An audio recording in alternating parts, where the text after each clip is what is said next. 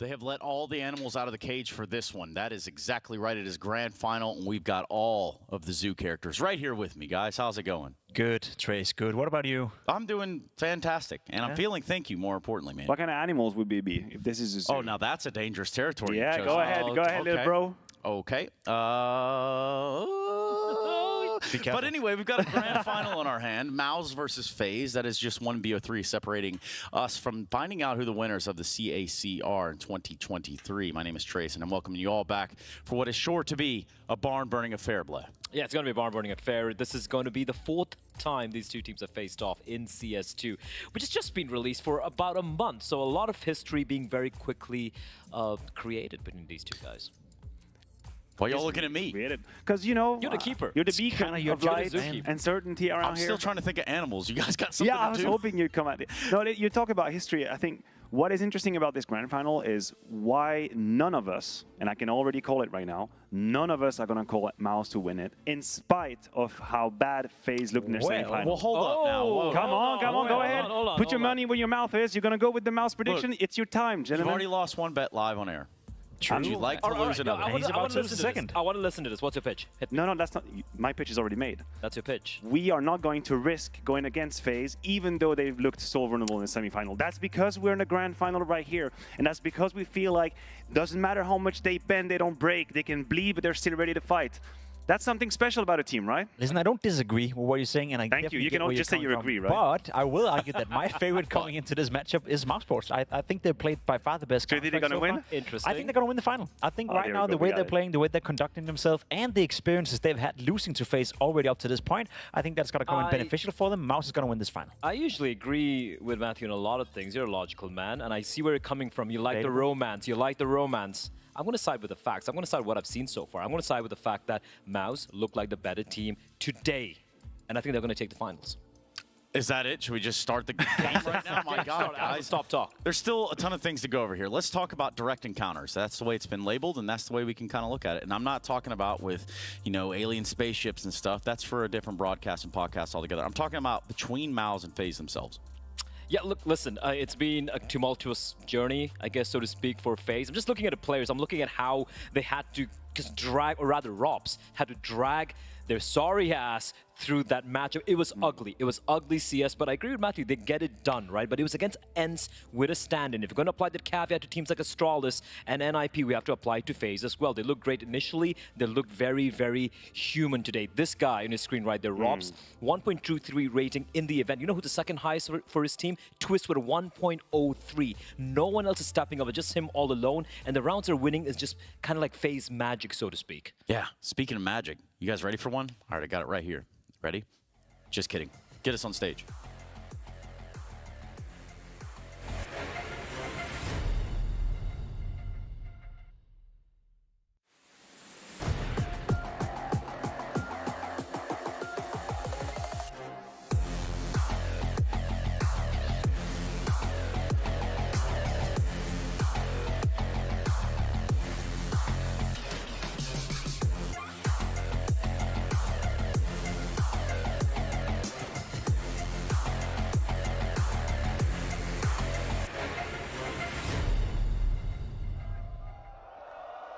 Shanghai, it's time for your grand finals.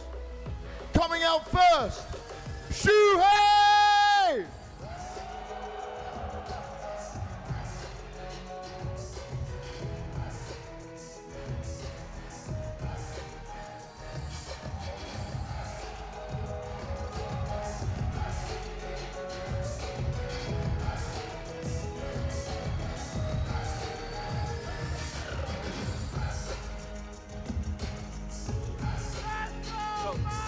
Carrigan!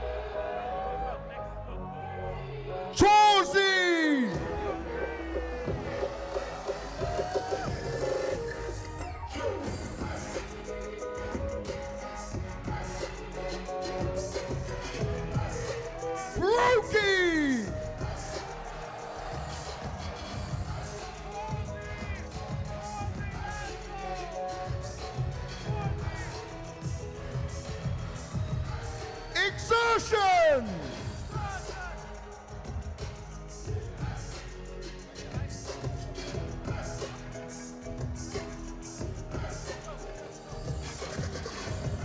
Swiss!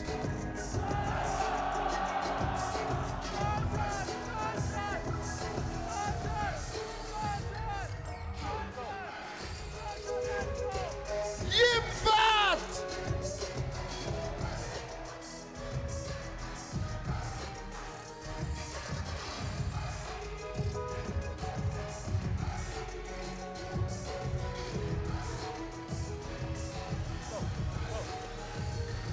Rops!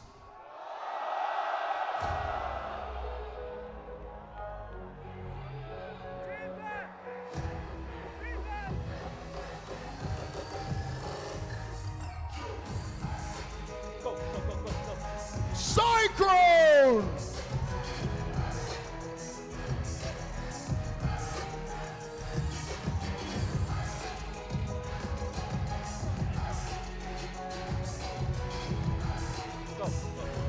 Neo!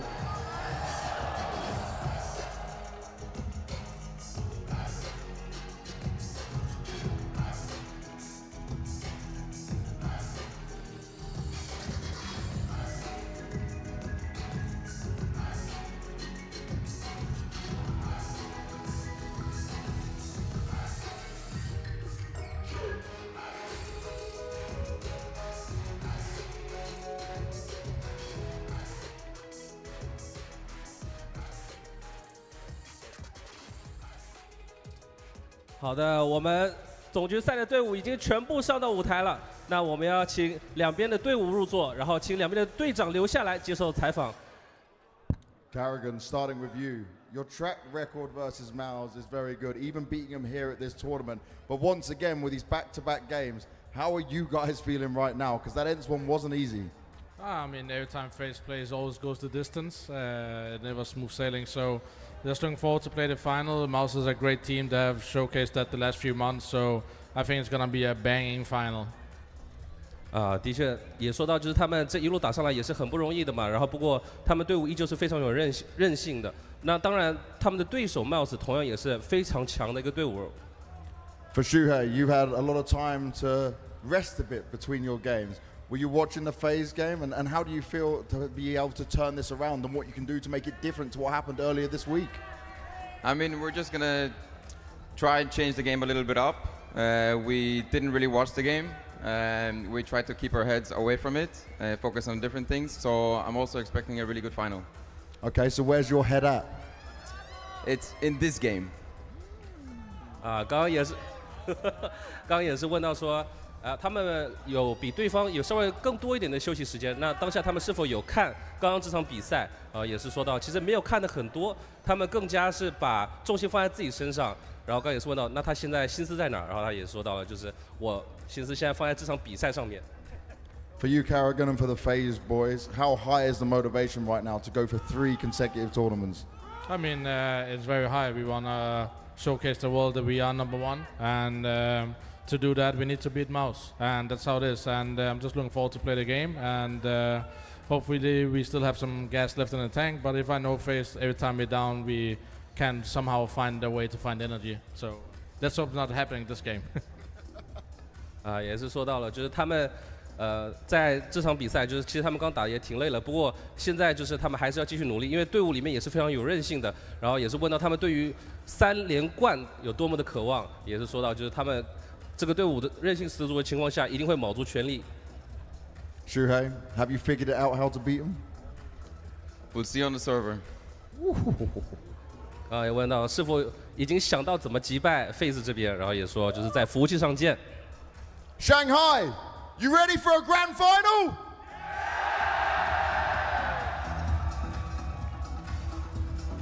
好的，我们要请我们两边的队伍进入备战席，稍作备战。Alright, so let's get ready for the match. Please head over to your seats. Yourself ready. Yeah. Let's go, MOUZ! Let's go! Let's go! Let's go! Let's go, MOUZ! Let's go! OK， 那我们要把我们的时间交还给我们的分析席。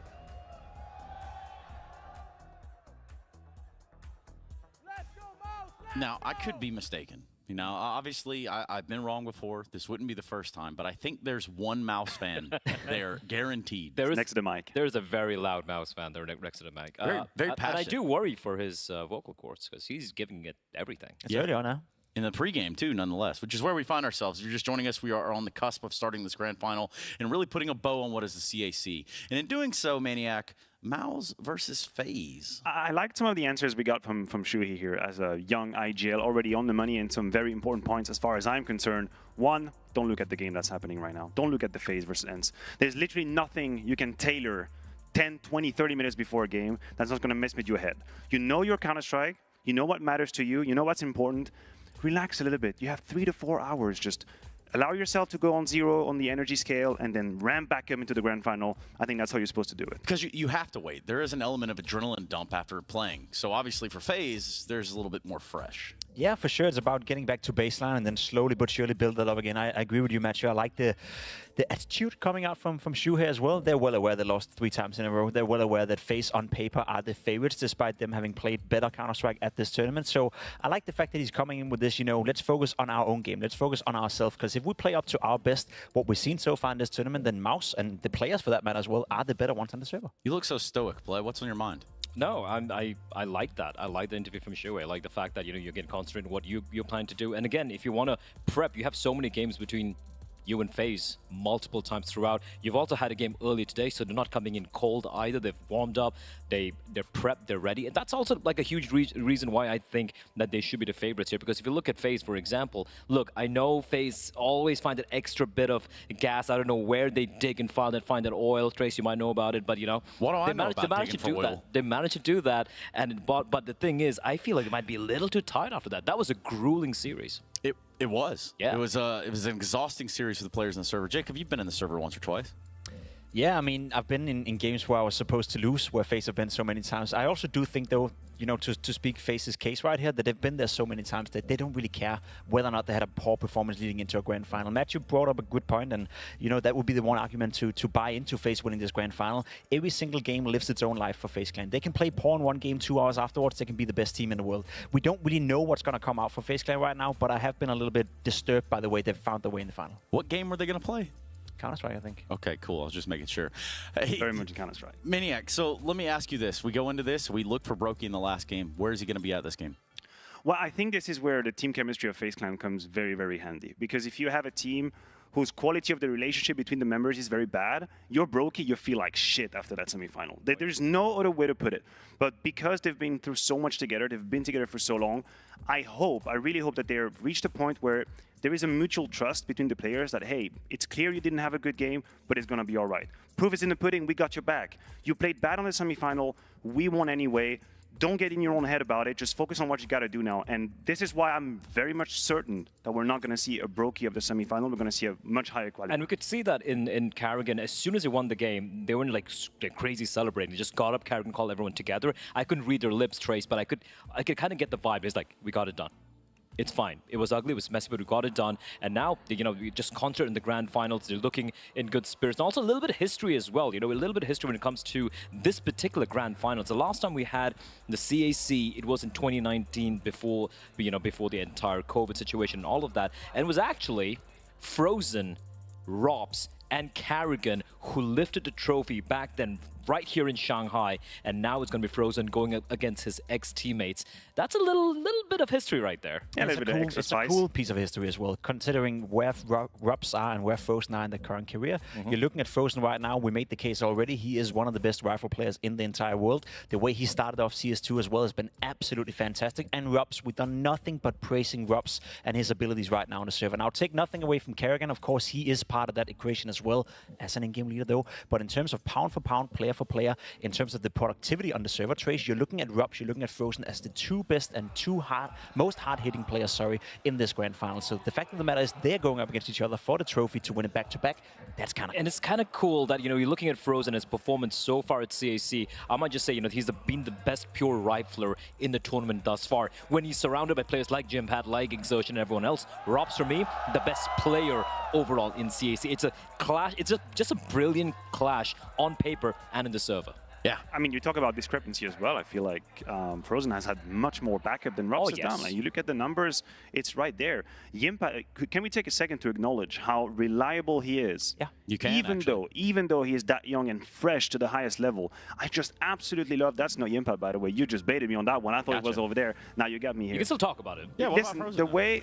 No, I want to talk about Yimpa for half a second. Of course. Screw that screen. Don't worry about it. Focus on us. The way he plays on his anchor positions, so reliable, never caught off guard. And even when he does get caught off guard, he always has a way to escape. Always a good contingency plan. How many times did we see on overpass him getting pop flashed? No panic. Right-click smoke in your feet, staying alive, gaining time for the defense. I love that. I love that quick reaction coming out of him. And I love the idea of finding out where we're going to play. This is going to be interesting. Whichever map FaZe doesn't ban, okay, they're going to ban Vertigo, Mirage pick has to come in. And every single time, we've seen FaZe go for this Mirage ban or a Vertigo ban, and whatever map is not banned, MOUZ picks it, and MOUZ wins on it. FaZe going for the nuke pick again. Sure, they lost today against ENCE, but they've beaten MOUZ on it every single time. And the overpass decider coming in.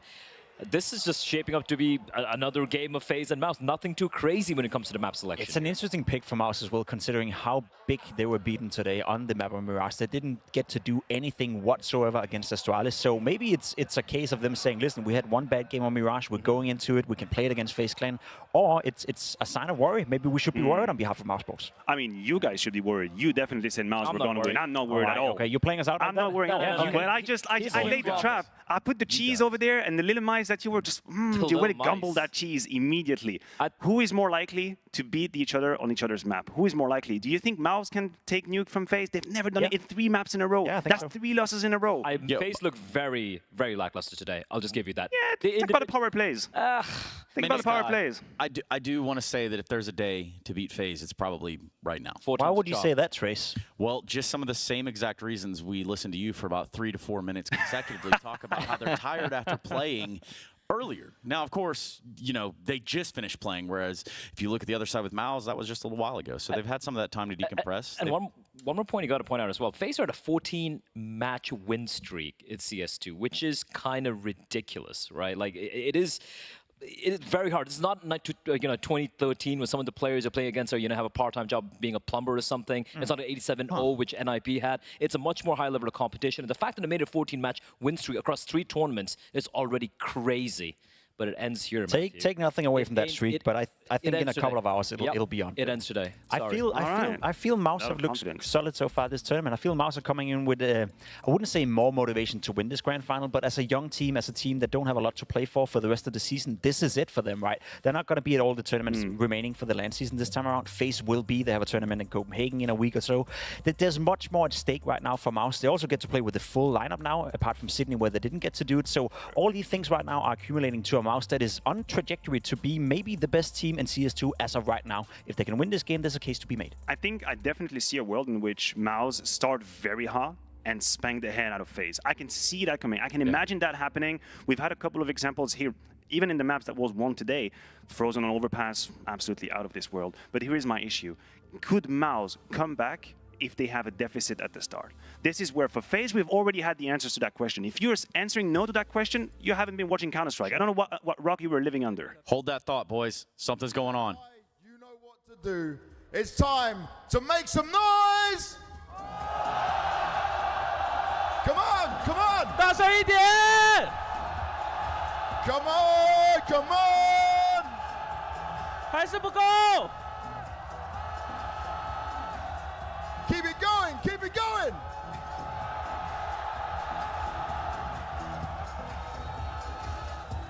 Come 还 on! 不够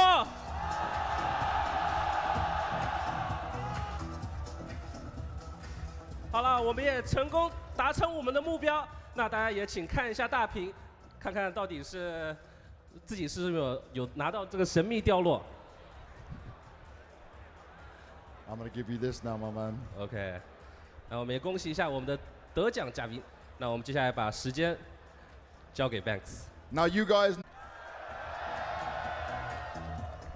What about MOUZ? FaZe over here? MOUZ? Shanghai, you have been an awesome crowd. You can give yourselves a round of applause, and you've earned yourself a major in 2024. Are you ready for the grand final? Are you ready for some hype? It's time, one last time, to bring the hype! FaZe, MOUZ, let's go!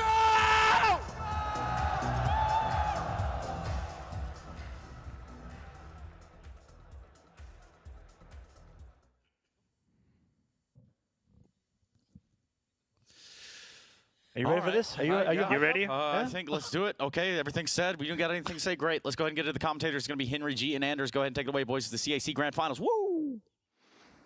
That's right, Trace. It is time. The Counter-Strike Asian Championships are upon us 2022. Oh, God. Anders, we're into the action. Let's go. All right. Let's absolutely go. All right, I'm going to sit down, and it's going to be Mirage to kick things off. The exact same map pool we saw in the previous matchup between these two teams. FaZe taking on MOUZ here in the grand final of CAC 2023. A prize pool of $500,000 as FaZe look for their second trophy to add to the cabinet this year. It's an absolute massacre to kick things off, Anders. Nothing but USB headshots coming through, and only Frozen will stand tall here. We're just sitting down, good to go, and there it is. It looks like FaZe have locked this one in. Yeah, my God, what a start. Like you said, nothing but USB headshots coming through and a beautiful beginning for FaZe. Something that they've been struggling to really pull through on this particular tournament. Just has to be comebacks all the time. They win the pistol round here. That has to be a great sign. The grand finals off to, a little bit of a bump in favor of FaZe here. And they probably do need it. They have been looking a little bit shaky. I mean, it's weird to say because they're in the grand final, but... Sure, no, it is a really weird thing to say, isn't it? Everyone's saying that they're not in great form right now, like they're struggling. They just won the last big trophy in CS2. They're here in the grand final once again, and now they're winning the pistol as well. It's a fantastic start for the likes of FaZe, as we'll see the second round come through. Bear in mind, no bomb plan there. A bit of a scramble for all of us getting to that pistol. Truly. But here we are. It's going to be the full eco with MOUZ. Not really much to speak of here. No armor, no nades. But they have found a kill towards Brokey as well, and they're not going to force the issue. Robs, he's been an absolute madman so far today, Anders. Now, I guess beg the question, do you feel like it's a plus or a negative going into this one? You've just played a massive semi-final game. It took everything out of you. What are your thoughts on that? Really hard to say, isn't it? I do think that what they brought up on the desk is a fair point to say that we're talking about the overall experience of a team like this and just, the caliber overall for FaZe. I think they're going to be fine with it. I'd rather, I guess, like they had about an hour's break. I think that's probably pretty good. I think if it was longer than that, I'd be more worried. If it's like a 3-hour break, you have like a really hard calm down. Like, hey, you know what? The fact that FaZe have got a good start for once, we've commented a lot of their games this tournament. They always seem to go down 4-0 to kick things off every single time. So the fact that they've even won a pistol here, converted the second, we'll see what the first gun round has in store for us here. MOUZ Sports with AKs across the board, no AWPs in play. Rifles for FaZe as well, just one single MP9 in the hands of Carrigan. What a great semi he had as well. Really was doing God's work out there. And for now, a bit of a default. A little bit calm out there. Kansas City, we still have a couple of smokes available for MOUZ. FaZe trying to deny entry towards short. That's going to be Twist. Nice grenade. Doesn't actually do too much damage. Could have bounced even further. Yeah, he kind of limp-wristed it a little bit there, but if you'd thrown it straight into the wall, that would have been really good. Look at Carrigan. Speaking of which, he did have some good clutches, some good rounds. He also had some really scary rounds in the semifinal that looked like he was going to throw, or actually did throw away a couple of rounds too, but I want somebody to join Robs. He has been a god in this whole tournament. This is absolutely wild. They've got a player in T-Spawn. They've got the B apartments under lock and key as well. They know this is an A-sided attack. Yes. FaZe have got everything they need to win this round, Anders. Yeah, but they still need the kills. Can't really get there without the kills, and they're going in the way of MOUZ instead. Exertion gets a bullet in the face, but he's still alive. They've lost almost the entire A-bomb site. Still, Twist is here. 30 seconds, and Carrigan, surely no one's going to be checking this. They actually are flashing it, so maybe there will be a Twist. Good shot there. Time is running low. It's Jim Pat to come up with the kill, leaving Carrigan alone, and Jimmy will find all of it. 4 kills in the round. He's brand new in the game, Henry, but you can't tell. I'm flabbergasted at that one, Anders. How does that go down in that sort of manner? You have all the information available to you on FaZe side. A player in T-Spawn, Rob's going towards the underpass, and then it all comes down to Jim Fat. I think Rain, he maybe oversteps the mark. They're going going for the swing. They just needed to bide their time, allow those flanks to come through. As soon as he goes down, yeah, Jimmy, he's let off the leash, and he absolutely eviscerates him with the AK-47. That's a disappointing round for FaZe, considering all the great work they did to get complete map control. So, a scout. Some deagles here, and this is not going to be the force buy in response. They've gone for a bit of half buy, a slight investment, and going to try and hold on to the money going forward. Really important for MOUZ to come back really early on in this game. Don't let FaZe walk away. Again, we know FaZe are good with the comeback, so God only knows what happens if they have a brilliant start. If they go up 5 or 6-0 here, I don't think MOUZ want to find out. So yeah, quickly back into it in spite of the fact that their strategy was pretty much revealed in that last round, which is interesting. This looks like a lot of mid-presence coming out for MOUZ, and they're going to be smoking off to try and dodge exactly what Twist is trying to do here with the scout. Yeah, absolutely true. Bear in mind as well, this is the exact same map pool we saw. Mirage, of course, will be MOUZ's pick. It was a pretty convincing victory, but then they did give up Nuke and Overpass, and pretty comprehensive manner going forward. But Frozen to find the first kill here in round number 4. That's going to be Rain removed from the equation. Twist, though, with the scouts. Doesn't quite connect just yet, but he does spot a couple of players, but it might be too late. His teammates are dropping like flies across the map here, and his Twist and Robs remain. Bear in mind, not the force buy here. Twist will pull one back. Maybe there is a fighting chance here, but Robs up and towards the pallet. He'll have to be a king at this point to save this round. I don't think there's much left to be said. MOUZ have done a very good job, as they still will make their way in towards the A bomb side. Maybe there's a chance he gets a kill. It all counts, you know. Try and do a little bit more damage if you can. It'd be great if you could find a rifle too, but the position that he's in, I don't think it's going to be possible at this stage. Only 14 seconds. This is a bit scary, but the bomb is fortunately be planted in a very safe position there. Otherwise, imagine if he could have got the shot and sort of fallen back into the palace, maybe he could have made a little bit more of a ruckus, but it's going to be a good round. MOUZ will be able to time the game pretty quickly. Nothing too crazy yet, but for FaZe, it's going to send them into this weird economic position. They will have enough for the AUG. No AWP in play, though. Yeah, it's a very good point. This is going to be a difficult round for FaZe. They might struggle to bring out the AWP on the CT side if he keeps going back and forth like this. It's going to be Torchy, though, who's been spectacular this tournament. Huge fan of his gameplay, very aggressive, very assertive as well. Seems to dictate the pace of the rounds on the T side, and we'll see whether Shui can find spacing towards short once again. No smoke towards Connector. That's going to cost him his life there. They were trying to slip the net with a quick play, but Brokey will find the first frag. Brokey was somebody in the semi-final, if you guys missed it, that was really missing for FaZe. He's normally such an impact player, and to see him not really do that much was a little bit shocking to me. I've got to be honest. I normally love watching Brokey. He's one of the most entertaining players for sure. But maybe he saved it all for the grand final. That's my big hope right now. The majority of FaZe were quite hit and miss there. It seemed like Robs had to drag them over the finish line, kicking and screaming. It was alarming at times, but they got the job done. And do they have enough left in the tank here to get another trophy? Torji answers back, takes down the aforementioned Brokey here. That grenade's got a kill for sure.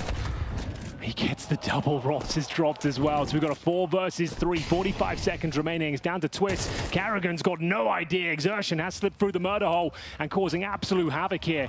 Twist and Rain segregated on the map. Maybe a chance for Twist if he can find a double kill towards the connector. Nice spray down. Drops the bomb.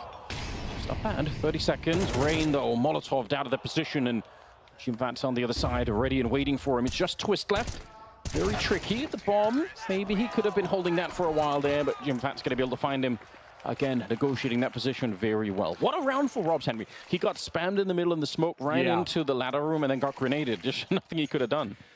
Yeah, it's a very convincing round for MOUZ, and that's worrying because that was a 5-on-4 in favor of FaZe. Yes. Brokey got a freebie. It was a 5-on-4 to open things up, and then it starts to fall apart. Bear in mind, we said they had no AWP, and Torchy's just exploiting that fact, picking them off left and right. Got that grenade kill as well. Has to be the full eco now for FaZe as we go 3-2, entering round number 6. Is there any sort of interesting stack? It might not matter. Shui, beautiful headshot to crack things open towards middle. It's Carrigan who will try his luck from short as well, but I think he might meet a similar fate. So, goodness gracious, the in-game leader showing Carrigan how it's done. That might be the round in itself. If those are the mechanics on your in-game leader, you're in a pretty good spot. My God. It used to be a bit of a meme of the past that, you know, you could have your in-game leader be a little bit of an anchor when it comes to the mechanical stuff. That used to be a thing people would say, like, yeah, but he's the in-game leader, it's fine, he doesn't have to get all the kills. I feel like in modern-day Counter-Strike, there's no space for that. You need the in-game leader to still be good. Robs with a nice shot lining up for a second. He really wanted that headshot, but not really going to be allowed. I'm a little bit worried for FaZe. They look a little bit flat right now, and it's understandably so. That was a huge adrenaline dump against ENCE there. Like, yeah, against ENCE was standing as well. It went the full distance as another reverse sweep. They were, what, 10-4 down and had to bring it all the way back. Crazy, wasn't it? How many lives have these guys got? That's what they do all the time. Yeah. I feel like that's like, in a way that we shouldn't be worried because it's just their MO. Even when it's a good start, they find a way to fall behind and then they have to claw their way back, and then they usually do anyway, which is a little bit shocking. But yeah, tactical time have been called here, which makes sense, I suppose, when you see sort of losing 4 in a row, you really want a chance to talk things over. And you've got 4 timeouts, so why wouldn't you want to take a little bit more of a break? Well, we've got the Brokey AWP here. There's definitely some concessions across the board. They couldn't justify a single helmet. Should be absolutely fine. There's no MAC-10s or Galils in the mix here. In terms of kits, Anders, they have 1. That's on the back of Carrigan. So bear that in mind. Carrigan, always an interesting player to watch in Mirage. He does get targeted in that B bomb site. But we'll see if Shui wants to continue his domination towards middle, been so good at finding these opening picks, and Twist is the one to try and shut him down here. Good Molotov to apply the pressure, and here come the rifle frags. Twist and Robs chime in for a couple. Jimpat will answer back here. Now pause the round here, and it's up to Twist to try and negate the smokes as he makes his way towards underpass. Jimmy, he's got his number, Anders. I think he's ready. He's right on the other side. He's absolutely ready. Just patiently waits him out and takes him down. He's back into the round. A double kill for him brings it into a 3 versus 3. And they still have plenty of time on the clock. They can let FaZe sweat a little bit here. Sui at the center of the map. Good position to be if you're going to be calling this one. Hasn't seen or heard anyone for a while in there, so let's see where they decide to meet up. Bomb is going to be picked up in the middle as well. We'll get a little bit of a sense of it here. 50 seconds on the clock now. They still have some Molotovs, but they're out of smokes. If they want to go the middle round, Henry, they can't smoke off the window. They can't smoke off the connector. Could be scary. This is a very important round for FaZe as well. Only winning the pistol and the second round conversion. They lose this one, the money spiraling once again. We have got Brokey, like he said, hasn't had the best day in the office today, but if he can start finding frags now, all be forgiven. That's a great shot. Takes down the danger man of Jimmy.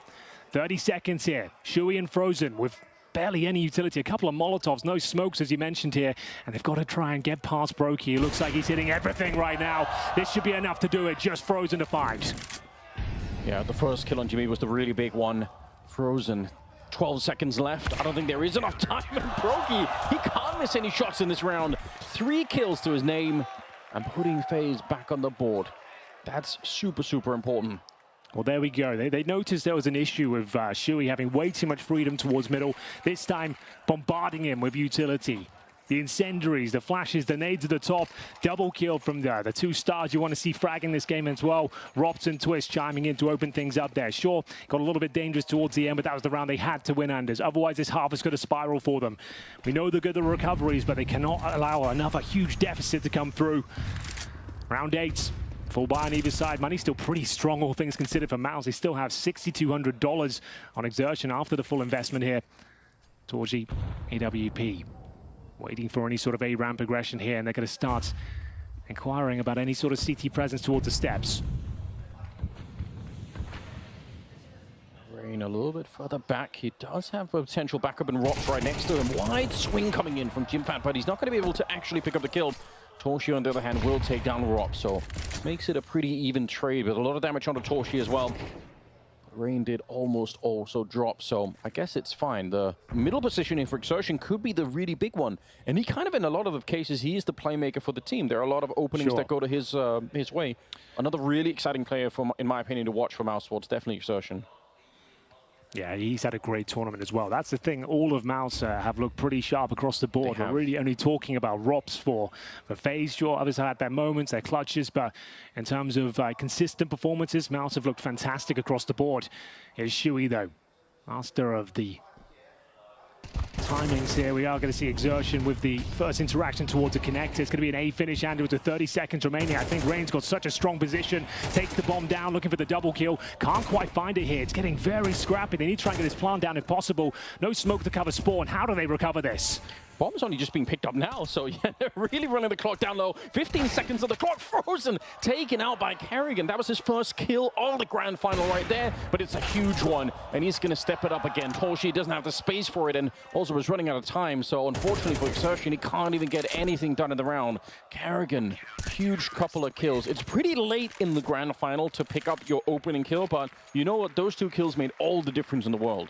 Well, there we have it. A solid A defense for FaZe. They tie things up to 4-4. This game isn't going to spiral early for them on their opponent's map pick of Mirage. It's going to be a tactical timeout called by MOUZ Sports at this point, and we'll see what the money looks like. As we mentioned, should be okay for at least one more buy. Good trade from Rain at the start. He managed to do significant damage. Robs went down, but it's the repositioning of Rain, using the fact he's got low HP, hits an off angle, and takes down the in-game leader. And there's just no time to work with here. Torchy, 10 seconds, scrambling to get that bomb planted.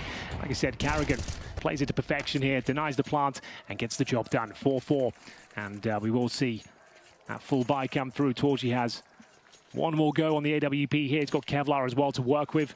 In terms of utility, they're pretty well equipped here, so the tactical timeout is certainly justified just to juggle around whatever they have to, and it looks like we're sending 3 players towards A to kick things off here in round number 9. Chewy, this time not working towards middle. He'll be at the A ramp.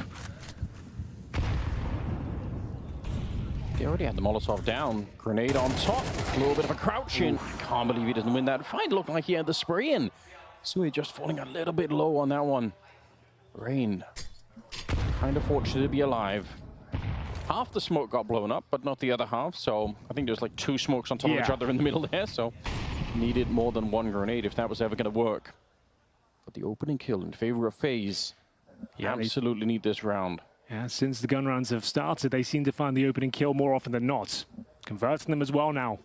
Right down to 18 points of health once again. It's Exertion trying to sneak through the connector. But Brokey is watching it like a hawk. Flashes in Rain towards A main. That might be a chance for him to sneak through and get towards jungle. This would be absolutely massive. They've got no idea, but Robs, he's on it, looking for the double kill. Significant damage towards Jimmy. They maintain the advantage here. That should be converted by Rain. Yeah.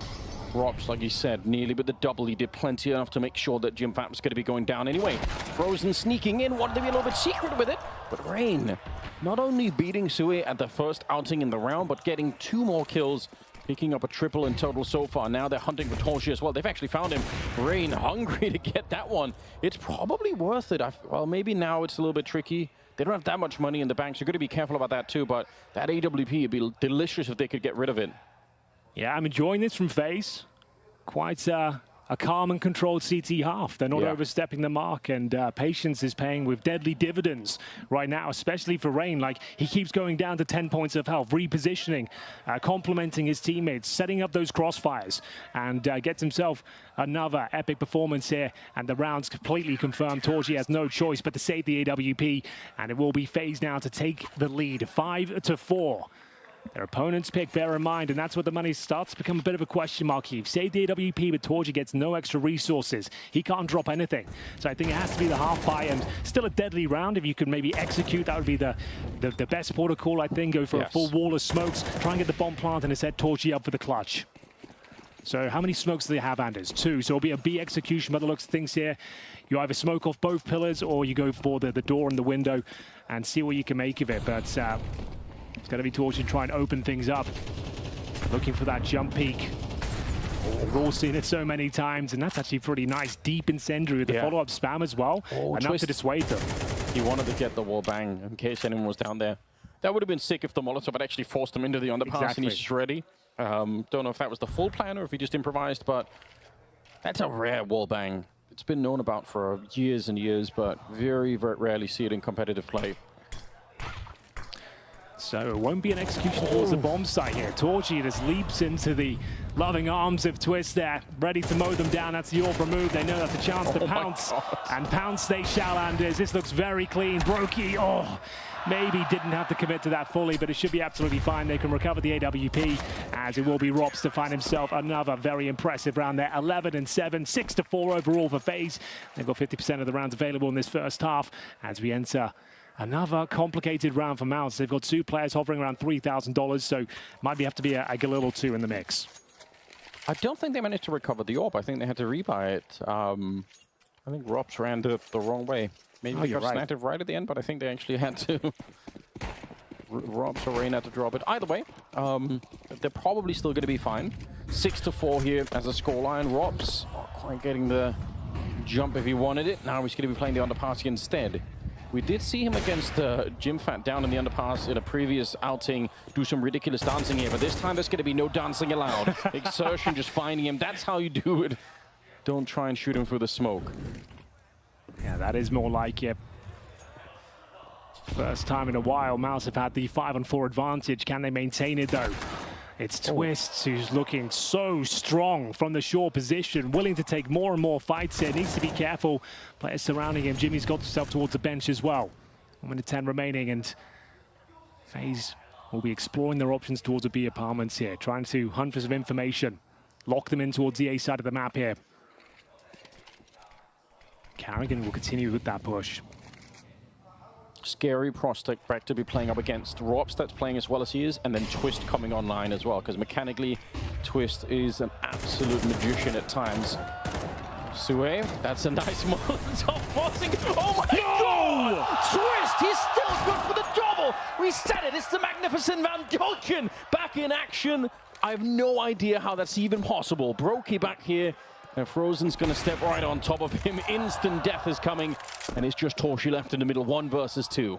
Oh my God, Twist, that was a godlike play, and now Torshi will have to go above and beyond for his team to get this round over the line. Bear in mind, it started with their advantage. They got the opening kill on the final boss of Robs, and now Torshi has to deliver here against Rain to kick things off. He can't find the shot, and FaZe, they don't seem like that semi-final affected them whatsoever, Anders. This is impressive. Not at all. This is think about how often we talk about the concept of peaking in the right time in the tournament, right? You don't want to be absolute gods in the group stage, and then you get to the playoffs, and suddenly it's, you just can't figure it out anymore. If FaZe keep up this way, it's almost like the perfect curve that they're hitting in the grand final, which is so crazy. And like we said, it's always FaZe that seems to suffer these huge deficits to kick things off. And every single best of 3, it's so labored and arduous. Sure, they get it done. They always seem to find their way out of these sticky situations. But finally, for once in the grand final of all times, they've actually got a convincing lead here on their opponent's map pick. It's 7-4, last round of this first half. And even with maximum loss bonus, MOUZ might be struggling for cash here. It's Twist who keeps defying the odds, but it looks like he's down and out. There's nothing left to do. What an amazing play through the fire, and it's Brokey as well. Helps himself to a bit of a freebie, and Rain, he's always so reliable. That's his sort of round. Yeah, reliable really is the word for Rain. Just the kills that he's getting there, not necessarily as flashy as we just saw at Twist, but man, it works. Now, speaking of Twist, he's picked up a secondary AWP. What a surprise for MOUZ if they come in here. They're not going to be ready for that, I assume. Brokey's on the one side, and they kind of expect him to be anchoring that B hallway, but we'll see. Really far back is Jim Fat. He does not really want to get close to it at the moment. Frozen. Oh, no. The timing's betrayed him. Robs is ready. And yeah, Twist is going to burn, I think, to his own Molotov, but whatever. They still have the lead. 4 versus 3. Yeah, he would have taken considerable damage from Frozen on routes, but still. Final round of this first half. FaZe looking for a very commanding scoreline of 8-4. Carrigan, he can sense some danger in the smoke here. Exertion waits. Will he be found? Carrigan's going to check him out. Oh no, he can't find the kill. All of a sudden, MOUZ are back in the round. Exertion looking for his second, and he connects the second headshot beautifully.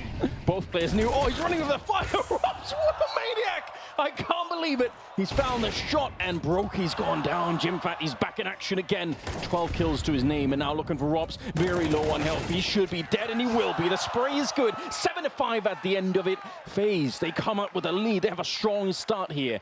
MOUZ, they should consider themselves lucky to get this round. I think you're right. Oh, it's starting to heat up now. It's been a pretty subdued grand final in the first half. There's been a lot of saving, a lot of pretty convincing rounds. But for FaZe, 7 on the board on their opponent's pick. I think they'll be happy with that. But MOUZ Sports there, they kind of steal it away. Carrigan just using the experience on the stage there. He knew something was up. He could feel the tone of the room shift. And unfortunately, unable to find the frag. And it will be MOUZ to pick up round number 12 there. 7-5 overall. But like I've said, Anders, this is FaZe. They've planted the seeds of victory. Now they need to wait for the harvest. This is the best looking half they've had all tournament long. It seems to be always recovering a 5-0 and just having to grind your way back into it again. Ends in that final map. They were, what, 10-4 down? Yeah. And they're actually looking like they're in the driving seat for once. But a great round to steal away. Exertion finally showing some form here. Lovely little sequence. Robs, again. What a play. Just doing just unspeakable things on the server. A master of Counter-Strike, and the second half begins a very important pistol. I'm sure you're all aware of that. We'll have a look at the buy and see what we're up against, as Karrigan will provide the utility. We've got a P250 in the hands of Twists as well. One smoke, one flash, nothing too technical to come in here. With the smoked void, I assume towards the window position. They might just go for the A split through the connector. It actually smoked towards connector itself. What? And that's not even the P250. That's Rain with the Glock, absolutely destroying Shuey in the window. Must have been a simultaneous shot from his teammate, because otherwise that's not going to be a kill, right? That's not going to be enough damage for the headshot at range. That's unbelievable. Exertion down here. Look at how lonely he is. Robs is going to find him with a Glock as well. The Glocks are beating the USPs even at range in this round, which is ridiculous to think about. 5 versus 3. The bomb is being planted swiftly behind this one. And MOUZ, what do you even do here? I mean, you might almost have to call a save for the armor really fast, because they're just so far away. Yeah, you might be better off saving the Kevlar at this point, which is not the most exciting approach, but Jimmy's got better ideas. Finds Broke here. Frozen get the killer as well. This round's back on. Bear in mind, there'll be no kids available. Rain, strong position. Takes down Torgy towards the murder hole. Should guarantee things here, but they're being so difficult to deal with. And first defuse attempts coming through as well. So Robs will win the round, presumably, with that kill alone. But still, admirable effort from MOUZ there. Looked like they were absolutely done for in the 5 versus 3. But with no kid available, that 10-second defuse was the only option. And just hoping Robs was nowhere to be seen. But it's going to be FaZe with both pistols in their favor now, Anders. And bear in mind, on the CT side, especially Mirage, you might not force by, like there is in CSGO, getting a scout and the deagle seem to be very popular. At MR12, though, it doesn't seem justified. It feels like it's better to get the rifles out in the 3rd round. Not to say they won't do that, but here we go. Yeah, nothing invested whatsoever. So should be FaZe finding 9 rounds to kick things off here in the second half. It's going to get really close for MOUZ, isn't it? At 9-5, FaZe are just a couple of steps away from being able to win the first map in the grand final, and I mean that's a scary thought. The buy round for MOUZ that's going to be coming up, that better be huge if they can't do it with the USPs here, and the grenade around the corner. Oh my god, that was Karrigan throwing that grenade on Exertion and Frozen, and then obviously finishing the job with the MAC-10. Torshi going to be alive for much longer here, you have to assume. Players all around him as the bomb gets planted. Wow, this is a very, very convincing round coming out. Yeah, they weren't up against much, admittedly, but they got the job done. Barely took any damage en route and keep all 5 players alive as well. 9-5. This is the all-important round, Anders. If MOUZ give this one up convincingly, they might not have much time left on Mirage. Nuke up next, picked by FaZe, and we'll have a look at the overall buy. Certainly no chance for the AWP on the CT side, and now this is a true bonus round in its essence. Galil's, MAC-10s, yes. And as an in-game leader's dream, you can really call out a spawn of this one. You don't really want to run a default, maybe some execution and just cause some chaos on the map. Early smokes going down, and we'll see where they want to end up. Bomb makes his way towards the B apartments by the looks of things here. It's on the back of Brokey for now, so bear that in mind. And the CTs playing on the front foot, hunting for information, a double push in towards the Palace, but here comes the Prince, Robs. He's already slipped the net. He's already passed the A ramp. Oh, he's not going to spot Shuey there. That's unfortunate. What a shame. That really looked like he'd got so much map control just from sticking there. But yeah, right. Man, I thought that was at least going to give him the 1 kill. Even if he got traded, that would have been sick. Still in the Palace, hanging around is Frozen. A little bit of a run-in with the MAC-10. It's Karrigan. He has got a knack for it. I really can't believe it, but sometimes it feels like he's just better with the MAC-10 and the MP9 than he is with anything else. Flash high in the sky, but Exertion, right place, right time, through the window, taking down Rain now. Smoke goes up, but Karrigan doesn't care. He keeps it going. It's still versus 3 on the CT side, and they're trying to get this bomb site. So a little bit of a swing there. Got to be careful you don't overextend. If you go down, there might be an opening. This A bomb site, how did they get the bomb down? Yeah, they should fall back because, well, Brokey's here, but also there's a guy in Palace still. Yeah, it looks like that might be the call. Brokey's confirmed the B bomb site is completely wide open. Jimmy, though, he always seems to be such a nuisance of flying the ointment each and every time. And once again, he proves that he can hold onto the B bomb site with no information, no map control. He finds 2 frags and keeps MOUZ alive. I can't believe it. He was swapping out his Galil. I don't even know what he was doing, but... That's a good point. You're walking around. Why you got the knife? I guess trying to walk a bit faster with the knife out, but it's such an important moment there. Looked like FaZe were dismantling the defense there piece by piece. The backstab from Brokey, and we saw that at an overpass, you remember. It was in this matchup, the first time they met, it was like he had the opportunity to kill someone in the back. He pulls his knife out, pulls his Molotov out. It seems like you just need to keep your gun in your hand, my friend. That is quite an underrated thing. I do think it's something that more people need to think about, even at a high level. It seems like sometimes something that Maui snakes like to say, I'm just having your gun out. Just have your gun ready. That's shocking. Like, amazing from Jimmy. Like I said, like, even when you think he's done, when he's got nothing to say in this round, like, he always seems to find a way. He's absolutely rock solid, playing years above his experience. And once again, keeps MOUZ in the running here. That was a key round for them to pick up. But bear in mind, it was the bonus for FaZe. They still have rifles here. It was Karrigan's heroic with the MAC-10. And once again, trying to push this smoke this time. Not to the same result. It's going to be Shui that finds him. This is the huge turnaround opportunity for MOUZ. This is really it. Not a lot of money left on FaZe. If they win this one, they bounce up to 7 and probably straight to 8 afterwards. So a lot is on the line right now. Brokey just up at Tetris, trying to take a little bit of a look over. Good flashbang setup, even if it's not directly flashing Brokey completely. It's enough to make him turn around. What a wallbang. All right, Rob's got something figured out. Twist can't really do it with Galil there. Rob's taken over. Is he done? Can he find more? He's already got the double, and he's got the right idea. Rain's walking up behind. He's going to set up a flashbang for Rain to presumably take the swing here, and it works all right. They're going to get the kill. Rob's with another headshot between the two. They have dismantled the defense, and it's just up to Jimmy. You say just, Anders. This guy, he wins these rounds for fun. This is the walk in the park for this young sensation. He is smoked off for now. Only got the flashbang to work with here, but he can find some footing here. Is he giving it up? There is a kid there. Oh, that's a shame. I thought the way he's playing right now, 16 kills, probably be all over that, but the bomb is ticking at some pace. He's going to go for the more conservative approach here and save the M4. It is going to be FaZe fighting their way back into the round, though. It took Rops, as we mentioned, the absolute hero of the semi-final, was just completely pummeling ends every single round. It felt like he gets 3 more massive frags here. He will be joined by Rain as they exit the bomb site. It's going to be FaZe looking very, very good here on Mirage. Robs is playing at such a high... I can't remember the last time I've seen him. He's always been good. But what he's delivering in this tournament has just been above and beyond. It's not just the 3 kills. He is the one, he is the architect of the kill that Rain gets as well from throwing that flashbang. True. It is so sick, like the level of communication. As you see, as Rain is getting that one, Robs is doing more work. He's done everything in that round for his team. Unbelievable scenes. MOUZ with a tactical timeout. Down to their last one after this to try and talk it over, see if they can find a way. In terms of their finances, Anders, I can report they're averaging around $2,500 per player. They've got a saved M4 for Jimmy. Okay. There's no real correct decision here. Looks like there's going for the more eco side of things. Barely even a partial buy here. So this is a bit of a gimme round for FaZe. Looking to post 11 after this one. MOUZ won't have much to push back with, but they do have Jimfat, who is an absolute menace. He's got that M4A4 in hand as well. They're going to try and set up a play around him, a flash towards the A round, but bear in mind there's no FaZe presence there whatsoever. Opposite ends of the spectrum right now. We've got a 4-man stack from MOUZ towards A. FaZe getting ready to attack the B bomb site. So they've done everything correctly here. Exertion with a Desert Eagle, admittedly, but no Kevlar.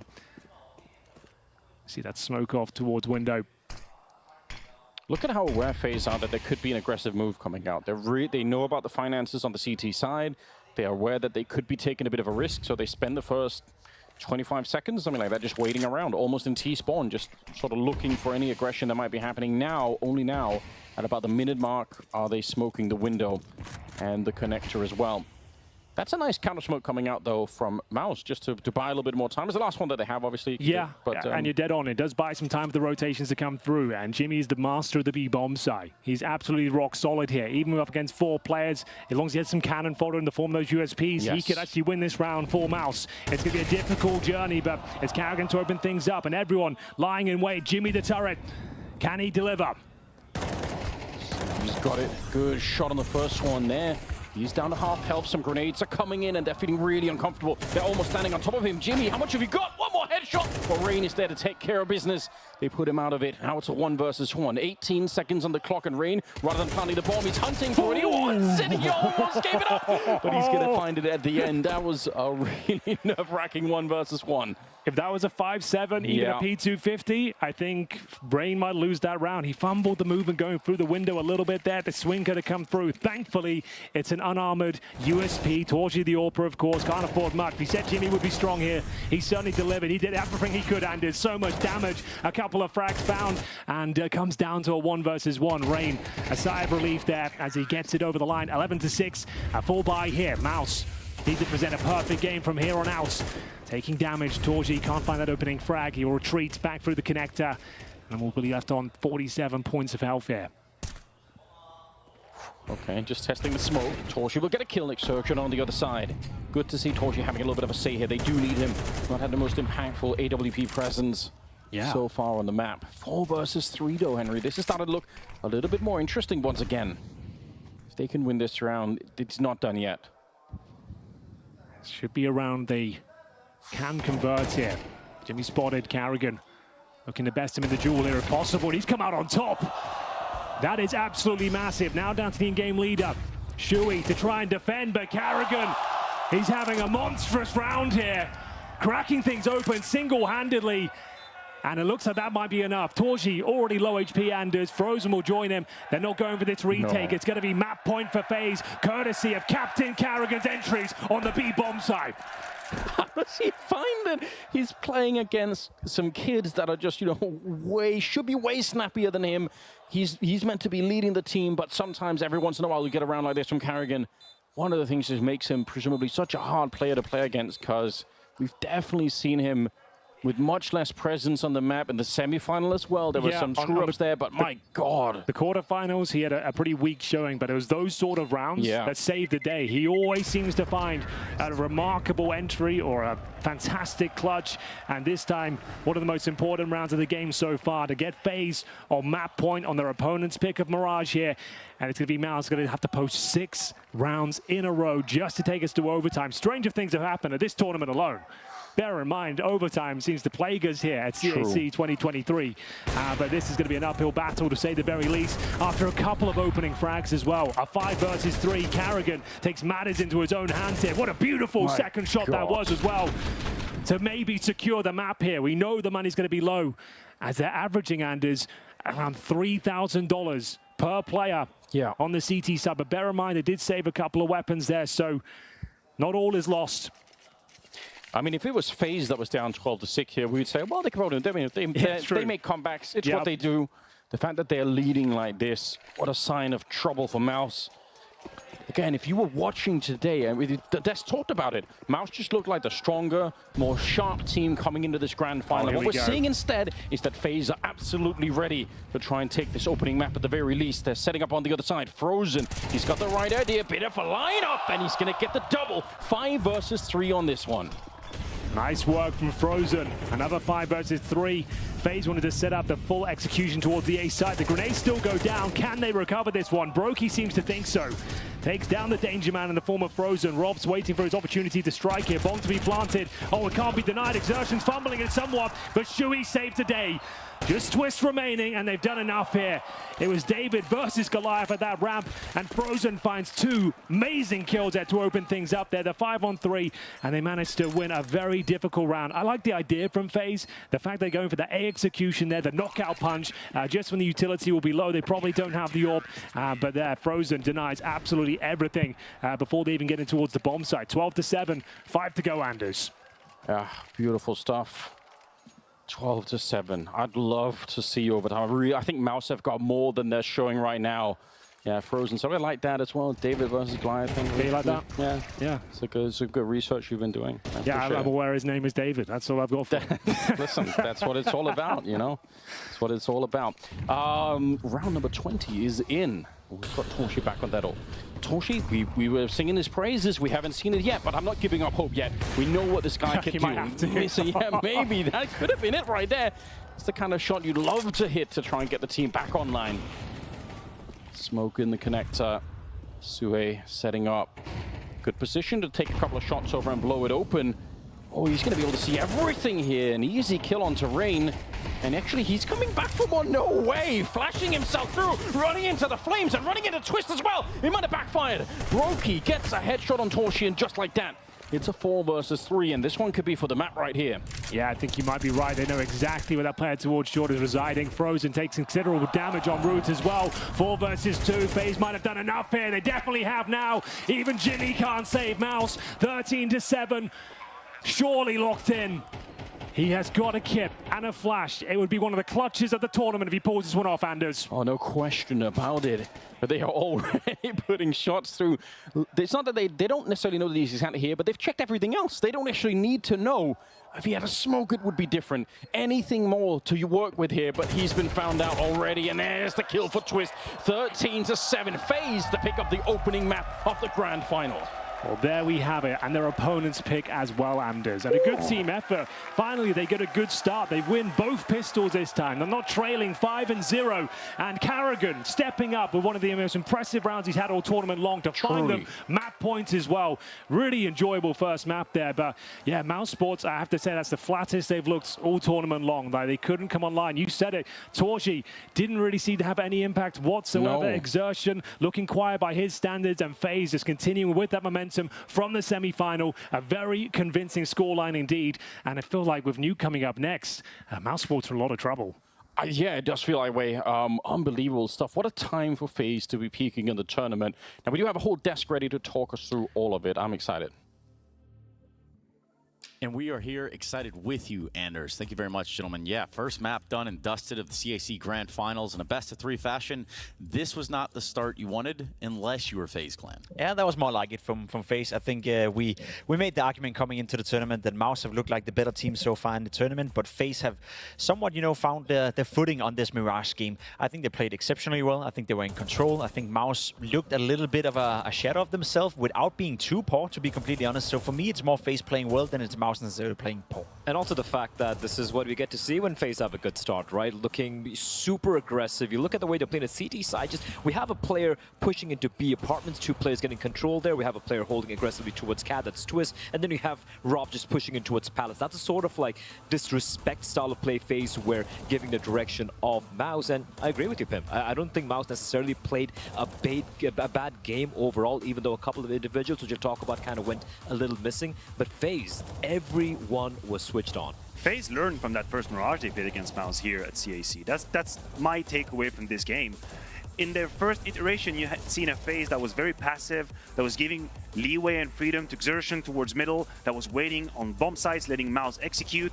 None of that BS in that very game. None of that at all. Much more aggressive. Would it be towards the middle with double flick-flack rifle setup, with Twist being very aggressive? Or if they give away middle, make sure that you have an AWP deep angled into B apps. Yep. Have Robs push either A or B. Never really let MOUZ get into that comfortable position. And gentlemen, we did say it. How MOUZ would react if being put on the back foot. We have our answer. They didn't have the spine. Yeah, there wasn't a reaction. Throw your mind back just a couple of days, right, when we were praising MOUZ's T-side executes, where we're like, they slow it down, the CTs are giving them too much respect, and when they explode, it's like 3-4 kills happening almost simultaneously. We didn't have one single round from MOUZ this time around where they were able to pull off something like that off. The T rounds they're winning were based off individuals clutching, you know, having Jim Hat, for example, again, going above and beyond, having to kind of drag a few rounds of direction, but that was an emphatic win by FaZe. Yeah, and you know, Jacob, or Pimp, if I can call you that. Can I call you that? Both works. All right, cool. Well, dude, listen, I'm looking at this and I'm seeing a Rops is still activated from the last series. That's got to feel good. That's got to feel good, you know, but I see more so a FaZe Clan lineup all showing up. Kerrigan, bottom of the scoreboard, had a couple of huge impact rounds on that T side as well, closing out the game. Brokey more alive in this game. Maybe not his best showing still, but as Matthew said, he was being proactive with the AWP, shutting down certain areas and allowing for Rain, Robs, and Twist to get the work done with the rifle. And then Twist picked it up where he left it up against that semifinal. He was nowhere to be seen the first 2.5 map. Then on Anubis found impact. Here on Mirage, by far the best and most impactful player. The double kill he got from short, you know, tucked inside that ladder room, getting a double kill with a Molotov on his feet. That was outstandingly well played by Twist. At the score, 5-4, that could have changed the game and decided the game completely. So all these things we were lacking, I guess, from FaZe Clan in the semi-final win, we got it right here. Now, for MOUZ, you go to rebuild in this series. Yes, you want the idea. You have to run it all the way back now. If you think about MOUZ and the quality and the caliber of Counter-Strike you got on map 1, Maniac, what does it lead you to believe? What are your conclusions? I mean, from now on, in terms of credible players, there's only really Yimpa and Frozen that have convinced me that no matter what happens, they will show up massively and they will deliver. I think, incredibly enough, Yimpa is already becoming a player that I can always believe in. My eyes closed. No matter what happened, I haven't really seen him miss the mark. Frozen, timid, average, pedestrian, but not gold. Where is Torzi?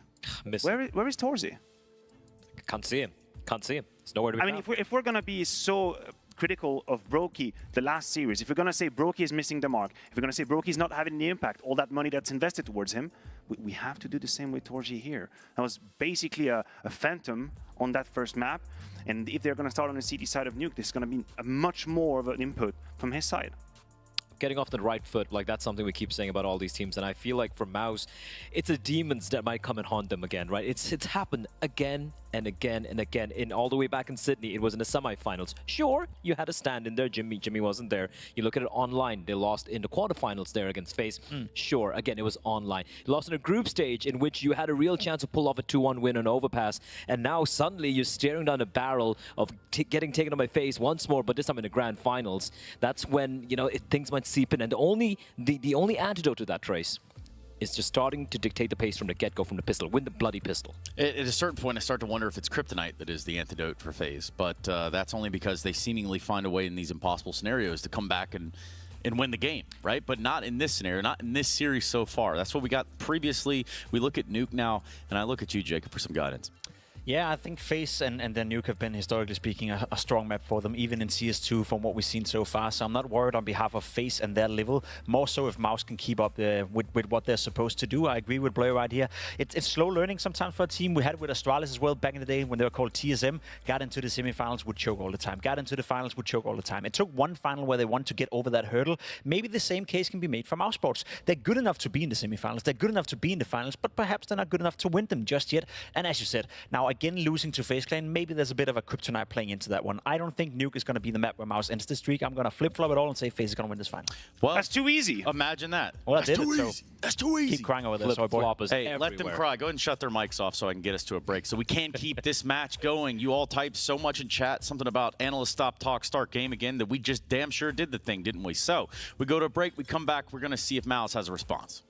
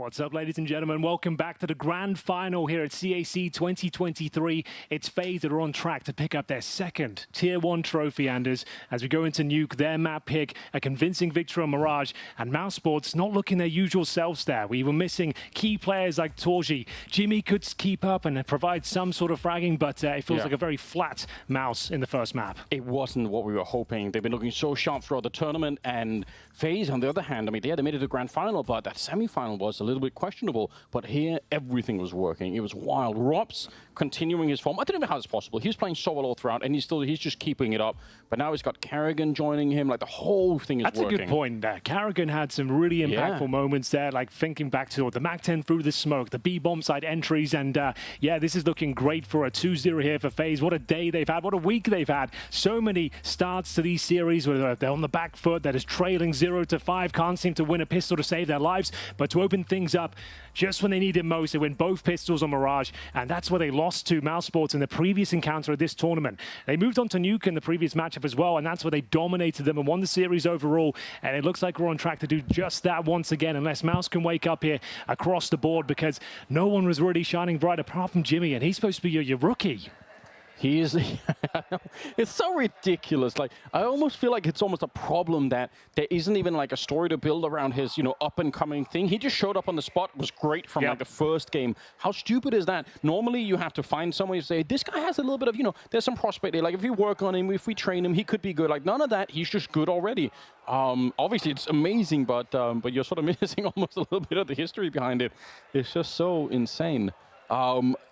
I still want to believe MOUZ Sports, like they must have more to show. I think mechanically, Suhei had, in the beginning, they looked good, The semis were electrifying. It was so much fun. That first map for a grand final, a little bit underwhelming. In terms of MOUZ, just like, at one point, we said it in the previous matchup as well, their T-sides on Mirage, it was the best I've ever commentated in CS2. It was like beautiful. Their executions, they were finding 3-4 kills on entry after the execution. We didn't see any of that in the first map. It looked like the coordination was off. I don't want to say they were choking it, but it definitely wasn't the same team we saw previously. So we'll see what they've got left in the tank here, if anything. I guess one thing they have going in their favor is they'll get the CT starts here on Nuke.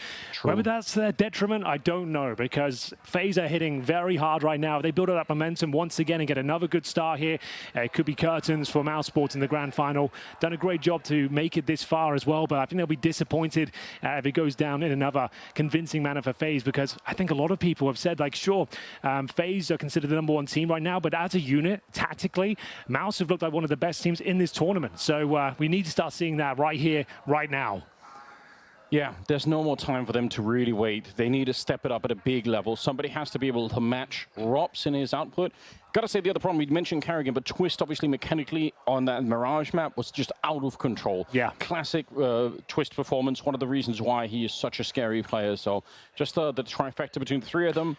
And Brokey as well. And Brokey, he was solid with the AWP. Nothing too flashy, nothing too unthinkable with the rifle itself, but he was just hitting the shots that really counted, and we couldn't say that in the semi-finals about himself. Torji on your screen there, he needs to wake up. He was an unstoppable force throughout this tournament, carrying MOUZ Sports with the AWP. Just didn't have any impact whatsoever on Mirage, and that's going to have to change. The problem is it's Nuke, Anders T-side. He won't really get much of a chance to use it too often. So he'll start on the CT forces here. If he can put up a solid outside defense, maybe it will be enough here. But up against this hard-hitting FaZe clan, I feel like 2-0 is likely, but I would love to be proven wrong. It's just historically FaZe always beat MOUZ on this particular map. Yes. That is a good point to bring up. It's what we've seen time and time again. I mean, I was ready. I think there was a little bit of a discussion on the desk, right? I was ready to throw my lot in with MOUZ at the start of this. I don't know if I said so, but I really thought, just looking at the form of FaZe coming into it, I was fooled as well. I was tricked into thinking, you know what, they're a little bit weak today, but they show up in the grand final like an hour after winning the semi-final. They're in the grand final, and boom, they just look so good. Yeah, and bear in mind, MOUZ did have to play a semi-final today as well against Astralis. They got the job done. It was a 2-1, a long game as well, but they had that, what, like 3-4 hour window. I was thinking, like, is that a good thing? Do you get to kind of refuel, re-energize yourself, or are you just waiting and having to warm back up again into the game. So it's an interesting conversation there. Looks like it didn't affect FaZe whatsoever. I thought the adrenaline dump and a 3-mapper against ENCE would be too much to recover from, but they're looking stronger than ever. It's the first time they actually got a good start on a map. Was after that series. And they didn't let go of it. They just powered on through. Yeah, there was no moment there. Like, all the rounds were pretty, like, comprehensive, right? There wasn't, like, any insane clutches or any 3v1 slipping away. Every round they did win, it was just, like, business as usual. Get the opening kills, execute, bomb down, and then you're forcing MOUZ to save each and every time. Now, no one seemed to want to take much of a risk there. Like, that Jimmy 2 versus 1 as well, I was building him up. I said, these are the sort of rounds he wins. The bomb was ticking away, but he didn't want to take the chance. He wanted to conserve the money, which is understandable. But in the grand final, if you're going to win these trophies, I think you have to make some of those superstar plays. Sure. Yeah, I agree. I mean, I think at the end, they just, they ran out of rounds. Maybe those are some of the rounds. It is risky, but there maybe was a chance. I don't disagree. My God, I mean, how do you, like, winning the pistol here is going to be huge for MOUZ just to get the momentum going their way. Starting on the CT side, it's possible, but it's such an elusive map. It's my favorite map, Nuke, so I'll look forward to it. It is your favorite map, and as I can see, it looks like we are good to go. We don't have to run to our computers this time. We are ready for the freeze time itself, as we will see FaZe, as mentioned, starting on the T side here. They've got an HE Anders. That suggests maybe an upper rush at this point. You're nading open towards the squeaky door, smoke towards main, Molotov heaven. That would be amazing. We'll see if Robs wants to go for it. There's the nade and the Molotov coming through as Julies of exertion to defend. No initial rush. We're going towards the ramp room now. It's Jimmy to defend, a solid anchor. We've seen it time and time again. But it comes to a bit of a standstill. Smoke down towards main this time. Shui with the first kill. Look at this exertion, just being shot in the toes. They actually saw him, Brokey. That's a great pickoff. Still a chance here to bring it back now. 4 versus 3. Torshi going to pick up the headshot, and Knife is out. He wants to stab someone coming down the stairs. Well, the ladder's already frozen there, getting a kill. 2 versus 4. This is looking interesting. It's a bit of a mess of a round here from FaZe. Whatever they had in mind, the wheels have fallen off. There was knifing going on in the vents, and now you're right, it is a 4 versus 2. It's going to have to be brute force to try and save the day. Rain and Brokey, if they can get a plant Anders, that's a victory in its own right. That'll be extra money going forward for those Galils, and I don't think the CTs can justify a full-on swing. Bomb should be planted, so it will be MOUZ winning this pistol almost certainly. If they can take care of Rain, okay, I was about to say there's a chance it gets a few headshots there. Pretty nice victory there from MOUZ, but the bomb gets planted, so that means they will be up against the rifles going forward. Fortunately, 3 players survived for MOUZ as well, and it was interesting for FaZe. Like, it didn't seem like they could really work out what they wanted to do with that, with the nade and the Molotov towards main, and the opening frag on the hut as well. I thought they'd just continue off the back of it, but it was kind of a slow and labored limp in towards that ramp. Almost felt like they were expecting for there to be an aggressive push on the CTs on the ramp, which maybe could have been triggered by the initial shots there towards the squeak door, but yeah, just looked very strange. I agree, they didn't really get much out of the grenades, so yeah, bomb plant will help them out a tiny bit here. You're right. I would say a lot. Look at all this. We've got Mac 10s as well, so it suggests something quite quick, but Carrigan will get himself towards the hut. Large smoke has been deployed, so Exertion trying to deal with that and jump in the smoke himself, deny entry towards the vents. And we have got pretty much all the FaZe members ready to breach in towards the upper bomb site here. Carrigan so good with his Mac 10 usually, but completely blind. Robs will find the trade, and Exertion lying in wait. This was his moment. He's done so much damage. Frozen will chime in as well, and they fend them off. Just Brokey remains, and this is the star MOUZ we're looking for. 4 versus 1. 0 chance he can win this round, but maybe he can cause some financial issues. But Jimmy, he'll be patrolling towards that ramp room. Very convincing from MOUZ there, and FaZe get nothing done in round number 2. That is so close. If they get the kill on the anchor on the bomb site itself, I think that was Carrigan leading that charge with the Mac 10. If he could have landed 1 or 2 more bullets, they probably at least had a bomb plant, and they could have been a little bit more interesting, but they just couldn't get the opening. I think it was Frozen holding back there. Either way, 2-0. And some upgraded pistols on this one, at least for FaZe, but this is the kind of dream start that MOUZ have really been hoping for, right? You lose that opening map, you want to get into the second one with a little bit more passion, and so far so good. Indeed. Oh, okay, that's not bad either. Carrigan might get a second one here. He lined up for it. Find that first Eagle headshot, but on the battlefield. And Brokey will find a second kill. Looks like they are probably done here, as it will be 3-0 for MOUZ. Lost bonus accumulating. They do have another buy available to them. Brokey probably doesn't need the AWP on the T side of Nuke. But MOUZ, as you mentioned, pretty much the best start they could probably hope for here. First gun round will be indicative as to which way this half is going. At least they were kept modest with a couple of frags. There's Carrigan opening things up. Oh my God. I didn't realize Frozen was actually jumping en route towards credit card there. Beautiful shot. Not known for them, but we'll take that all day long. And here we go. First gun round, first smoke deployed as well. T-side looking to maybe just make their way towards Secret. An old school setup here. The classic wall of smokes.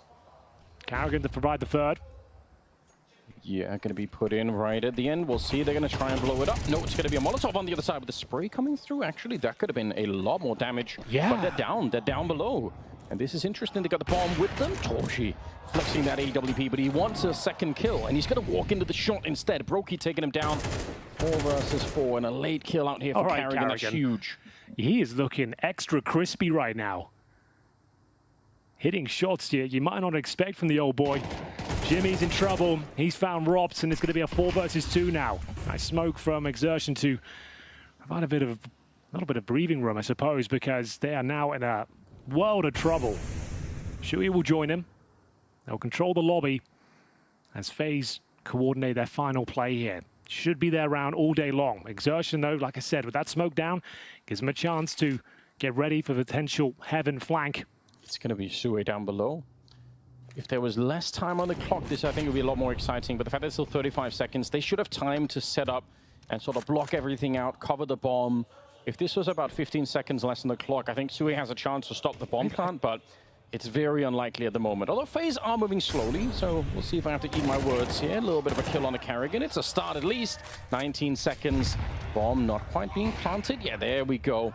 A little bit of delay. 2 versus 3. I got a feeling MOUZ might be able to pull this one off. This kill might decide it. Exertion brings it down to a 2 versus 1 now. Low HP on these FaZe players. Admirable attempt, I have to say. The fact they even bring it down to a close scenario there. Looked like they were done and dusted in the round, but it's going to be the first for FaZe here on their T-side campaign. Now, what's the money looking like for MOUZ? Some of these rounds have been very close indeed. All 5 players went down there. They've got $2,000 on a couple. So they are going to purchase up. They've got enough for an AWP and a couple of rifles here as well. And as I said, Carrigan's hitting some absolute bangers out there, Anders. Yeah, he is. Like that Deagle shot towards credit card. Long-range AK tap as well. Yeah, more of that, please. Absolutely. It's going to be the 4th spy for MOUZ, though.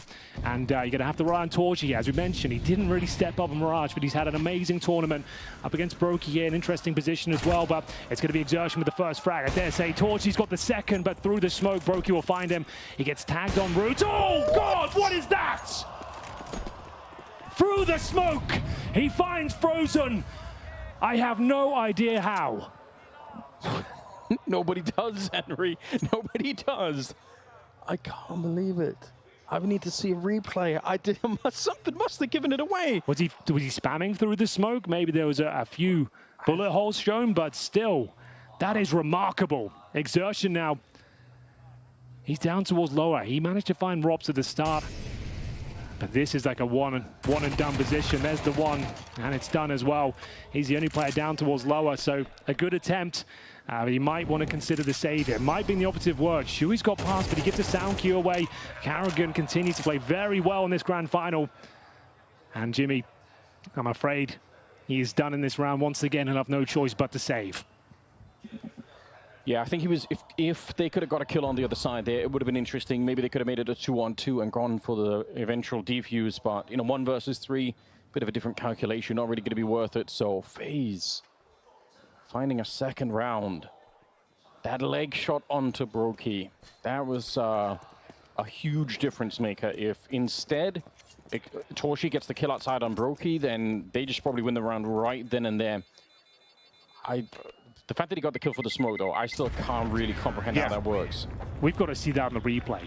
I think we need to slow motion, zoom in, enhance, just to see what the hell happened there, because he gets tagged and you think, okay, his round's done. He got the trade. So this is the first kill. You think, wow, amazing awareness here. But speak about awareness on this second flick down. There was nothing, no indication that Frozen was there. Unbelievable. My That's God. a disgusting kill. Yeah, and it might cost MOUZ everything here. They save an M4, sure, but it's USPs otherwise. 3-3, looking incredibly likely here. They'll nade off the door. Brokey go for the pick towards A main. Takes a little bit of damage from the nade itself, but it's okay. Where is Jimmy positioned? Off on the anchor, normally towards the ramp room. He's down in the window room right now. I think he's going to head towards Secret. I like that. I much prefer people to be active if you have this one M4. I think you need to go look for something to create some of the openings for your team, rather than just hanging out in ramp and sort of hoping that people show up. But it's all come down to the timing here. Rain's got a great bit of insight. He seems to know the potential of Jimmy. But if he goes down with nothing here, yeah, he does. He wasn't in a great position there to deal with the repeak, so they're going to have to go towards upper and try and plan before those weapons are recovered, Anders. Knowing that Jimmy's down towards Secret, they have to capitalize upon that. Now he gets his second of the round. This is a full eco with one saved M4. They've got a 5 versus 3 now, and the bomb, it's going to be denied. Oh no, this is an absolute disaster for FaZe. The round is crumbling before their very eyes. Robs to save the day once again. Brings it back into at least a feasible situation for them. Great shot from Twist. 2-on-2, are they stabilizing? It feels like it. Nobody had checked the site. They didn't know about the USP. What a disastrous mistake there for FaZe. Looks like they are recovering ever so slightly. Torshi showing up with a AK in hand, stolen from outside, but it's Robs and Twist to save the day. And Twist there with the first 2 kills of the second map for himself. So good to see him announce himself a little bit here in the server. Just when it needed him most as well, Anders. I can't believe the USP almost denied absolutely everything there. Shout out to Jimmy once again. An absolute nuisance. You give him an inch, he'll take a mile every goddamn time. It comes down to an absolute scramble in the upper bomb side, but it will be 3-3. 3 in a row for FaZe now on their T side of their map pick. Money stabilizing, as we do have the Torshi AWP once again. In terms of grenades, though, they have everything they need. They're just addressing that situation now, taking the time out. Already a map down. It was a convincing victory for FaZe on Mirage. The pick of MOUZ, 13-7. In terms of kits, I don't think we have one available. They've barely got utility here, Anders. Yeah, they're going to be lacking some of that for sure. Lacking a couple of grenades as well on the CT side. But round number 7 is live. The good news is they can just win one of these rounds. FaZe haven't got a huge bankroll in reserve. So, sure, they've got nice momentum behind them. 3 rounds in a row, but they've all been very close, especially against those pistols as well. That should have been a great chance for a cash injection, but it doesn't happen. Round number 7 underway here. Back outside we go. Bear in mind the Torshi AWP is time up towards the air conditioning unit. We can smoke it off. Let's see. Molotov on the other side. Frozen has an HE as well. If they wanted to blow it open, he could. Torshi missing a shot, but Frozen will get one anyway. That's on Carrigan on the other side. And there's the shot through the smoke. That seems like justice from the previous round. It's Rain to receive, though. And a 5 versus 3. And for FaZe, it makes it a very, very hard round to come back into. Yeah, that can be the issue with these new school smokes. Like if it was a player, an AWP specifically towards Heaven or the AC units, they will have vision. As Jimmy, solid as ever towards the ramp, confirms the round here. 5-on-2. A minute to work with, though. And bear in mind, it's Robs and Twist, 2 of the deadliest players in all of Counter-Strike with these rifles. They will give this their best shot and see if they can make at least a dent here against MOUZ.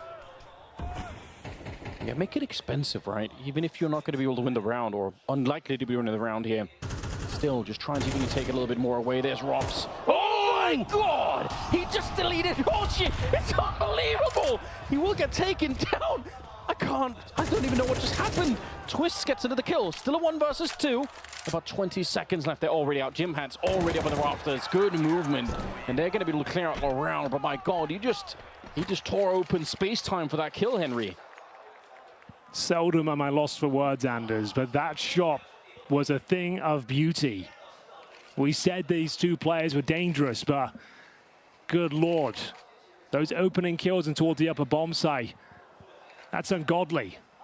We'll see them take a tactical pause. We know the money's low, but they're keeping MOUZ modest with those few frags they find.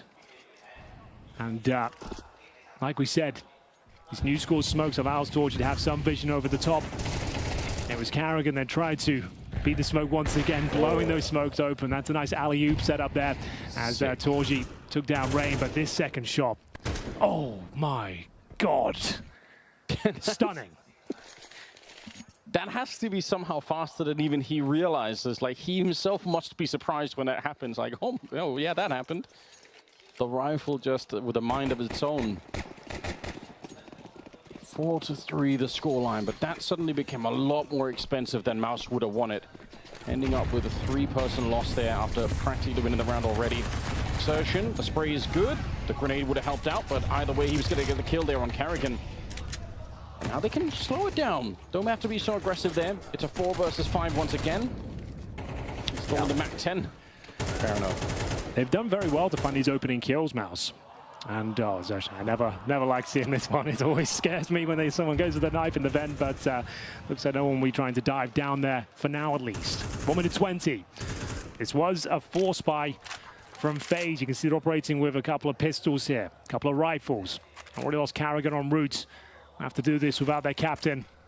Very strong smoke down towards the squeaky door position just as they were getting ready to pop out towards upper. So we'll have to sit back and wait. It's rain on the roof. I assume he's going to Molotov the hut. Yeah. And then they're just going to make their way through. That's all they really can do at this stage. Hope for the best. There's a double stack towards Squeaky, though. Here comes the Molotov. Exertion to take the bait and set up Shuey. Rops has to get the double, otherwise this is really going to fall apart. 35 seconds, he's going to get none of it.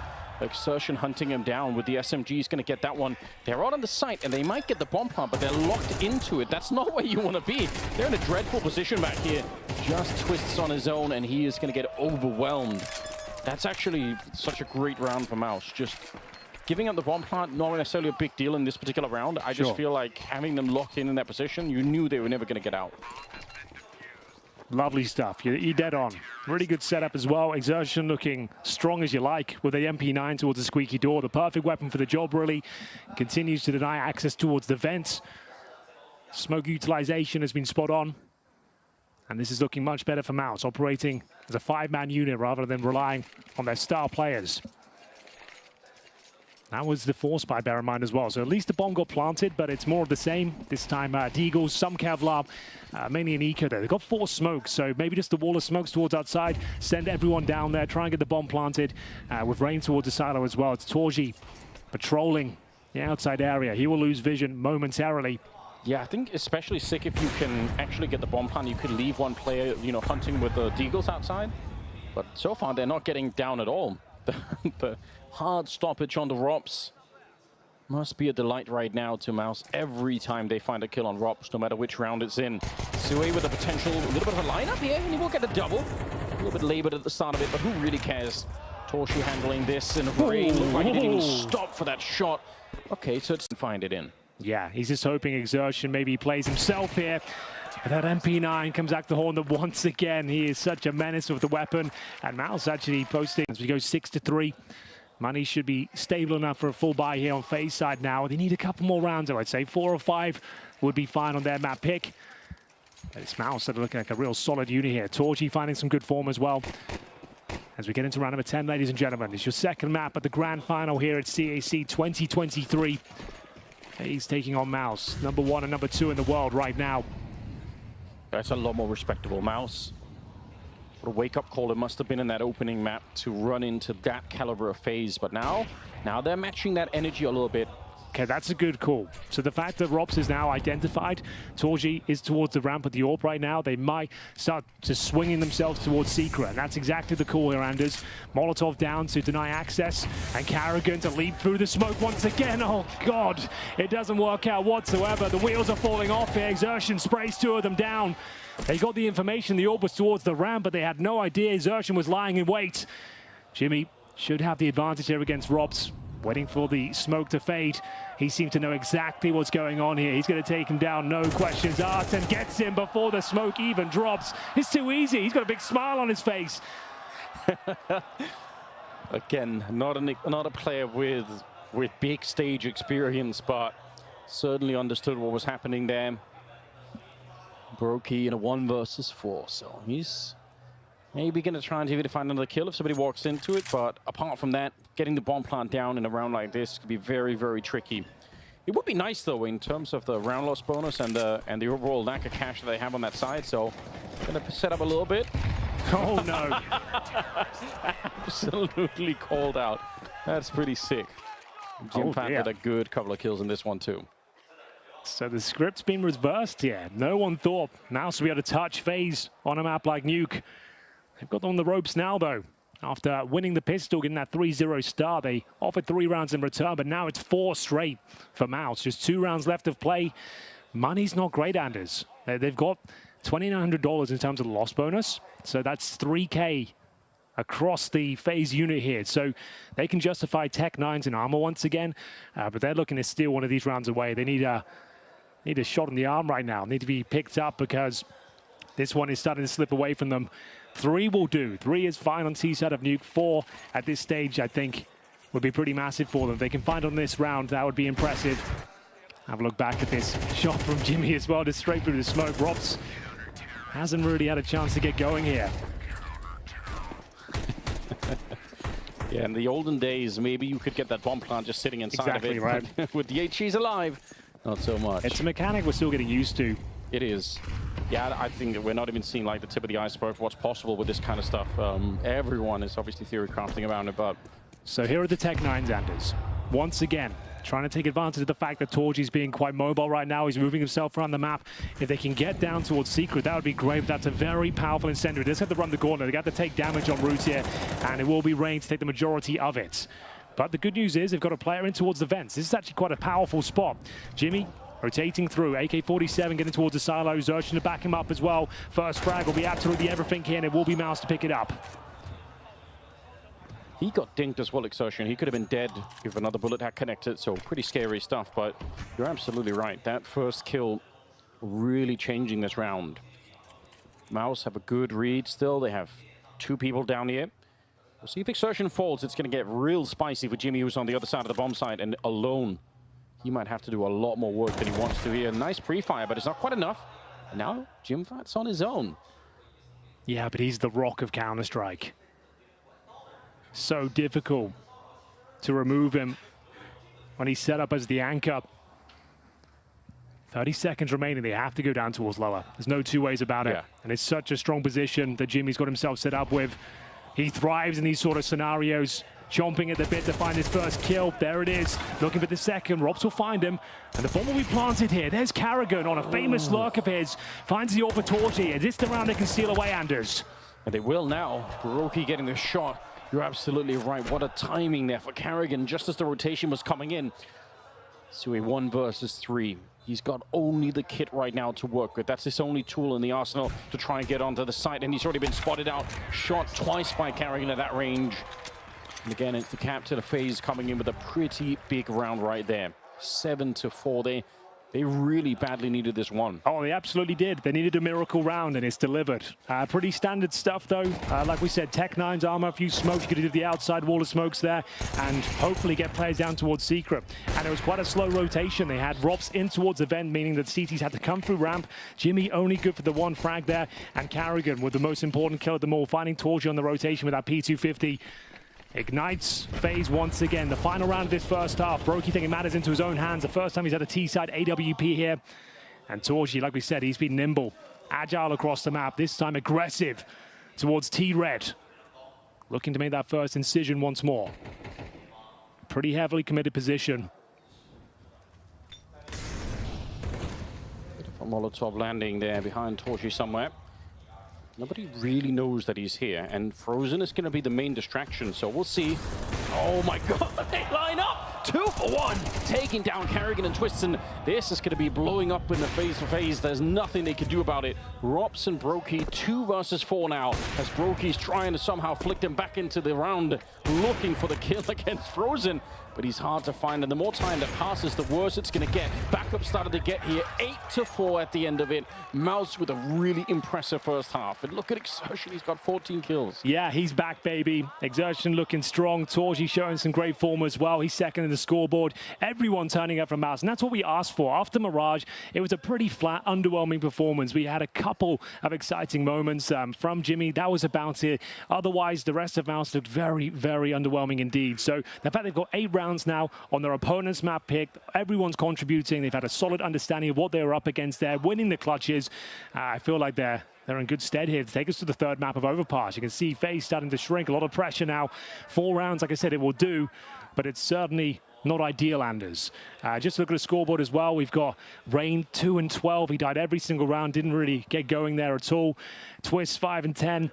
The top is Brokey. with 10 frags, but it's moving on to the CT side now. They win the pistol. Bear in mind, if you get the follow-up conversions, then say a 3-0, all of a sudden it's 8-7. So this game is far from over in MR12, but Torji sets himself up the collateral to open things up there. A beautiful display. That's more like it from him. Frozen as well. Little crossfire set up. Rops denied entry towards ramp once again. This pistol could mean everything for MOUZ. They win this one, we're likely going to overpass. Feels like so much of the first half was Jimfat and Rops as well fighting towards the ramp room. Just one versus Anders. one. Oh yeah, they are going for it straight away. Rain has had a terrible nuke map so far, and he gets blown up, but the dualies are coming back into it, and look who's hunting. Brokey relentlessly trying to chase them down. He wants to stop the bomb plant, but he's getting shot at the back of the head. It's just 2A left. 1 versus 3, and he does get that first kill. Has the bomb in his back pocket, so he could go wherever he wants at this point. Yeah, a bit of panic there from FaZe, I have to say, and Shui's got a fighting chance, but only 6 bullets in the Glock. USP doesn't connect, and now he does get that reload in. This is chaotic to say the very least. It's unclear who takes it. They don't know that he's back here. He closed the door. They have no idea. I think, did they spot him now? I think they maybe did. He's hunting for it. He's looking for it. At least he could maybe open up a space for the bomb plant here. What an elusive play from Sui so far. Yeah, the fact he gets the bomb down, we said it before, it does guarantee Galil's going forward. Maybe he can still win this. It would be unthinkable to think that he finds all the headshots required, but it's now down to a 1 versus 1. Carrigan needs to try and best him with no kit as well. Low HP for Shui to 36 points of health. He needs to duck and weave his way out of this situation. Biding his time. Carrigan, oh, he does hit the shot. Does he have time for the defuse? I think it's absolutely fine. I didn't have quite the audio cue there, but it will be a 1v1 victory. But there was every world that he hits that last headshot and Carrigan goes down. He leaves the round with 19 points of health. A sigh of relief for FaZe there. That should have been theirs all day long. Absolute pandemonium ensues once they start jumping down the vent, trying to just force out those frags to deny the plant. It was an absolute upper rush. You could see that, but the opening frag suggests he didn't really have to chase after them in this sort of sense. And Twist, he got himself caught in a really rough spot, and fair play to Shui. He brought it right down to the 1 versus 1. He doesn't win the round, but he went above and beyond for his teammates there. Gets that plant through. They definitely have the Galils coming out in round number 2 here. So, a tactical timeout called by MOUZ Sports. They know this round is everything. If you lose this, Anders, that's the 3-0 I spoke of, and that's when we get back to 8-7. So it's 8-5 right now. They'll have maybe even the advantage in terms of firepower here, but they need to work out how they're going to operate with the Galils, with the basic utility, and maybe they just need to go for the haymaker, maybe another fast-paced strategy, something unexpected, maybe a few MAC-10s in the mix. Whatever it takes. See if you can knock FaZe out really early on. I'm waiting patiently right now for Rain to get back into this game. He's 2-13 at the moment. He was great on the opening map, so we know he's got it, but yeah, just maybe, you know, a round of flex on them, get himself activated on this one. That'd be huge. Twist. I got this glimpse of someone there. Not that many nades either on the CT side, so not a round where they can Molotov and smoke things off wherever here. Rob's holding the ramp with just an MP9 and no backup. What a prospect. Now, with the right timing, you can obviously get the jump off, you get the straight headshot, you fall back down, but he is sticking around. Looks like he's all in committed to it. Brokey, I don't know if he can even get here in time. He's the closest player by. They're going to be walking around the corner. Instant shutdown. What an opening. I mean, FaZe might almost have to save this quicker than they want. I think so. The fact they've got 2 players down the vents quickly, it's promising at least. But Shui's almost certainly got Carrigan looking for one more as well. Twist is going to be done for. I think they have to save at this point. 4 versus 2. Rain and Brokey not fancying it. Back up the ladder they go. And it's all down to that nice, slow, calculated ramp play there. Knowing the tendencies of Robs to pre-fire towards the first boxes and exertion. He's not going to let them save a damn thing here. He wants to go on the hunt. Finds Brokey. Looking for the double spray down. Rain will survive for now. The bomb's planted. This is a massive round for MOUZ to win. As we stated before, if they could do this, after getting the bomb planted, sure, Shui didn't win the 1 versus 3, but it enabled them success here in round number 2. Yeah, absolutely did. My God. The clean of that ramp position, I'm a little bit surprised, but I mean, I'm not going to be questioning Robs. He's been playing some of the best Counter-Strike I've seen in a long time throughout this whole tournament. It's a pretty committed position. If he gets like 1.5 there, great, job done. If he was playing more of a position, like you said, just to get the information, drop down, that might have been more welcome in this particular situation, but he didn't anticipate the 5-man pounce towards the ramp, and of course the pre-fire as well. And that's going to be a huge round for MOUZ to find. Only three players survive as well, so that's going to be interesting going forward. We've got a rifle in the hands of Rain, but in terms of the cash, I think they have to force buy back themselves now. So pressure onto FaZe once again. 9-5. Lose this one, you're full eco, and then just a couple of rounds away from defeat. This is the clear from Shuey. Like I said, he's probably aware of the tendencies of Rops. They've already played Nuke against his team once. Exertion. Worthwhile hunt. Sure, he goes down at the end. The fact he denies a rifle for Brokey, that is absolutely massive. So it is the force buy.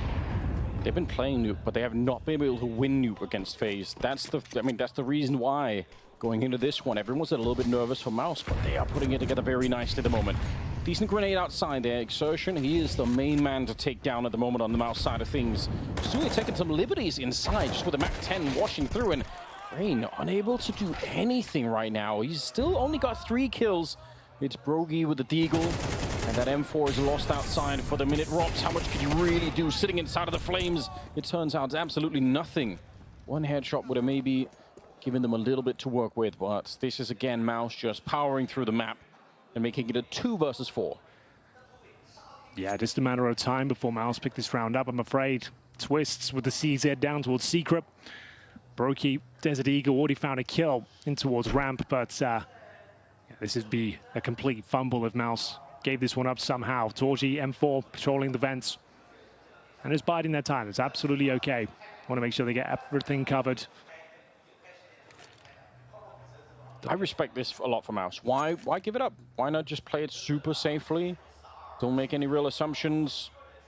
You can lose these rounds. You're up against some really, really hard-hitting players. Both CTs down towards lower, though, so that bomb will be planted. Round done. Double digits. And FaZe might just be better off saving the CZ and the Deagle, because, like I said, it's full eco going to the next round. They'll be getting $1,900 per player. And the scoreline would be 10-5. This would be another historic FaZe comeback if they can do it, because the chips are down now. Is the M4 still in the yard, or did they actually throw it away? All right, there we go. So nobody picked that up on the MOUZ side of things. That's probably what FaZe are thinking about. Just hoping to see if they can catch that at the end of the round, perhaps. Although MOUZ are aware that that is a potential play. The Frozen is nearby to try and stop it. So doubt if they're going to be allowed. Yeah, there we go. All right, he's going to steal it for himself. I guess FaZe, they've heard the footsteps. They're realizing we're not going to make it up those stairs really ever. So what a brilliant second map for MOUZ after they look so defeated on that first one. Yeah, displaying great character. Absolutely. Bouncing back as a unit as well, not relying on an individual member. Everyone looking strong across the board here. Exactly what the doctor ordered. This might be another tactical timeout, you never know, but as mentioned, FaZe can only really bring a CZ and a Deagle saved in the previous round. 11-5 looking very likely here. They have a couple of pieces of utility, a flash and a smoke, most notably. 2 players towards main.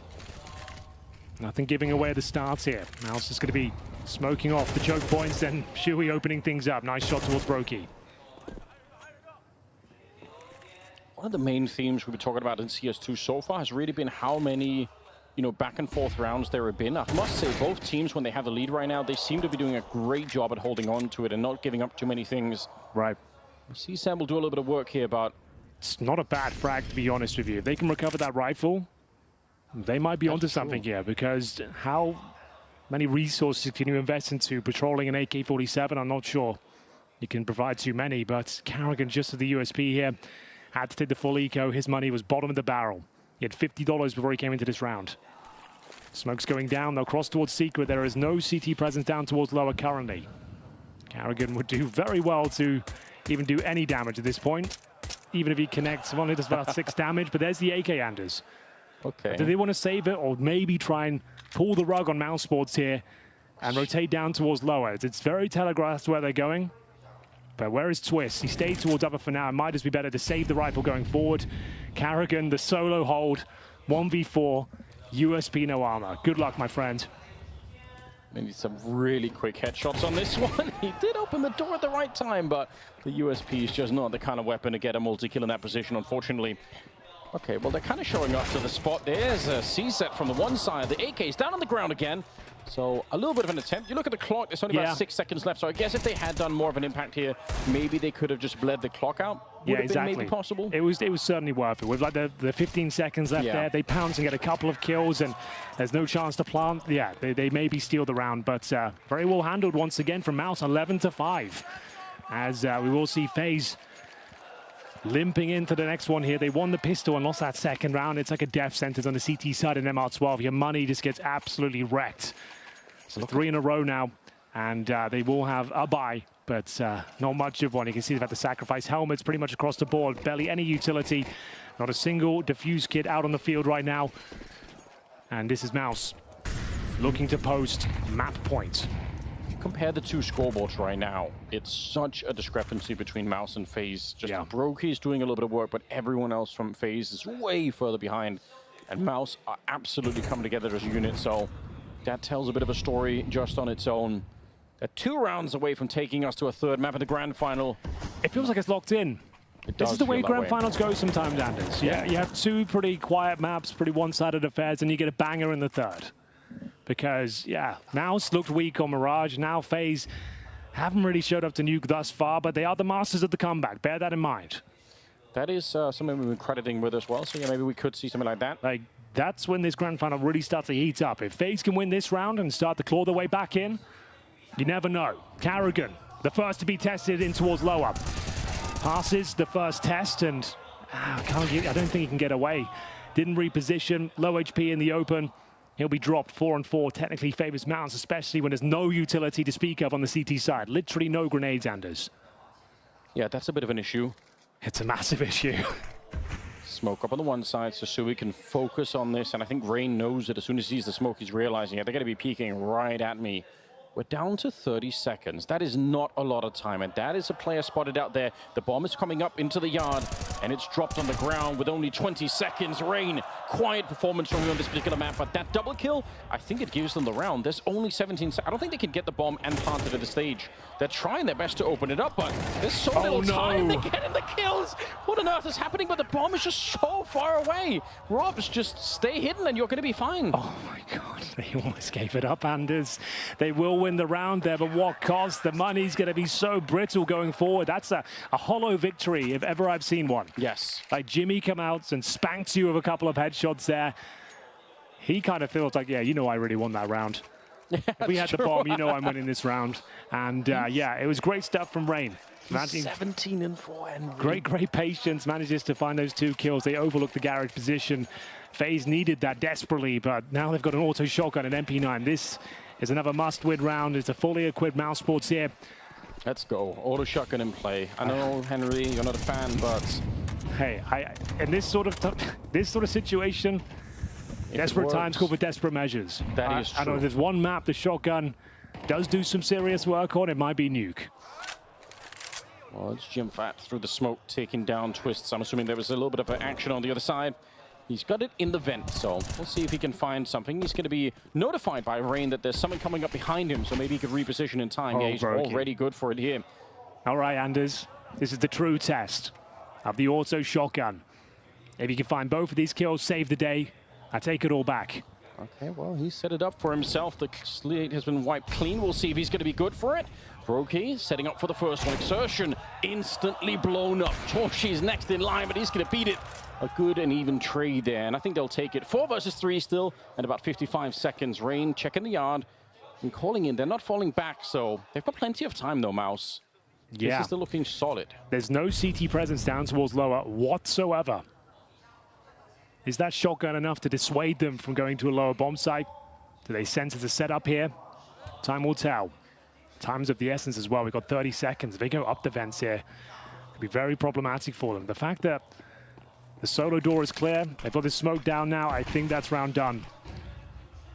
Because Jimmy's got the ramp as well. They've got all the extremities of the map covered. Yeah. And they're going to find Rain, no problem. So yeah, that's going to be map point locked in. FaZe starting to shrink here on the CT side of Nuke, only posting a couple of rounds. It was the pistol, and then the round they should have had a real comprehensive victory on. They ended up giving up 2 kills away, just winning it by virtue of the clock.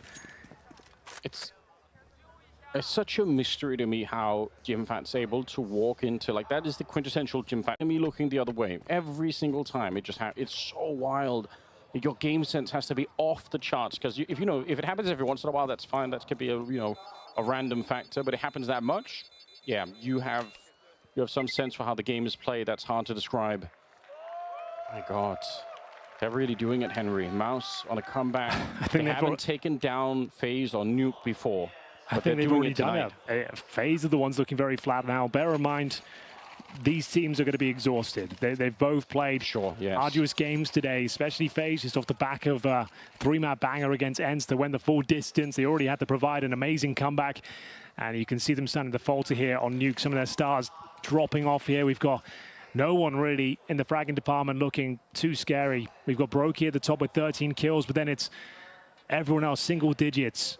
Rain's recovering his game, 7 and 17 now, but it's Twist 8 and 15. We just need to see a bit more out of them. But they're going to need 6 rounds in a row.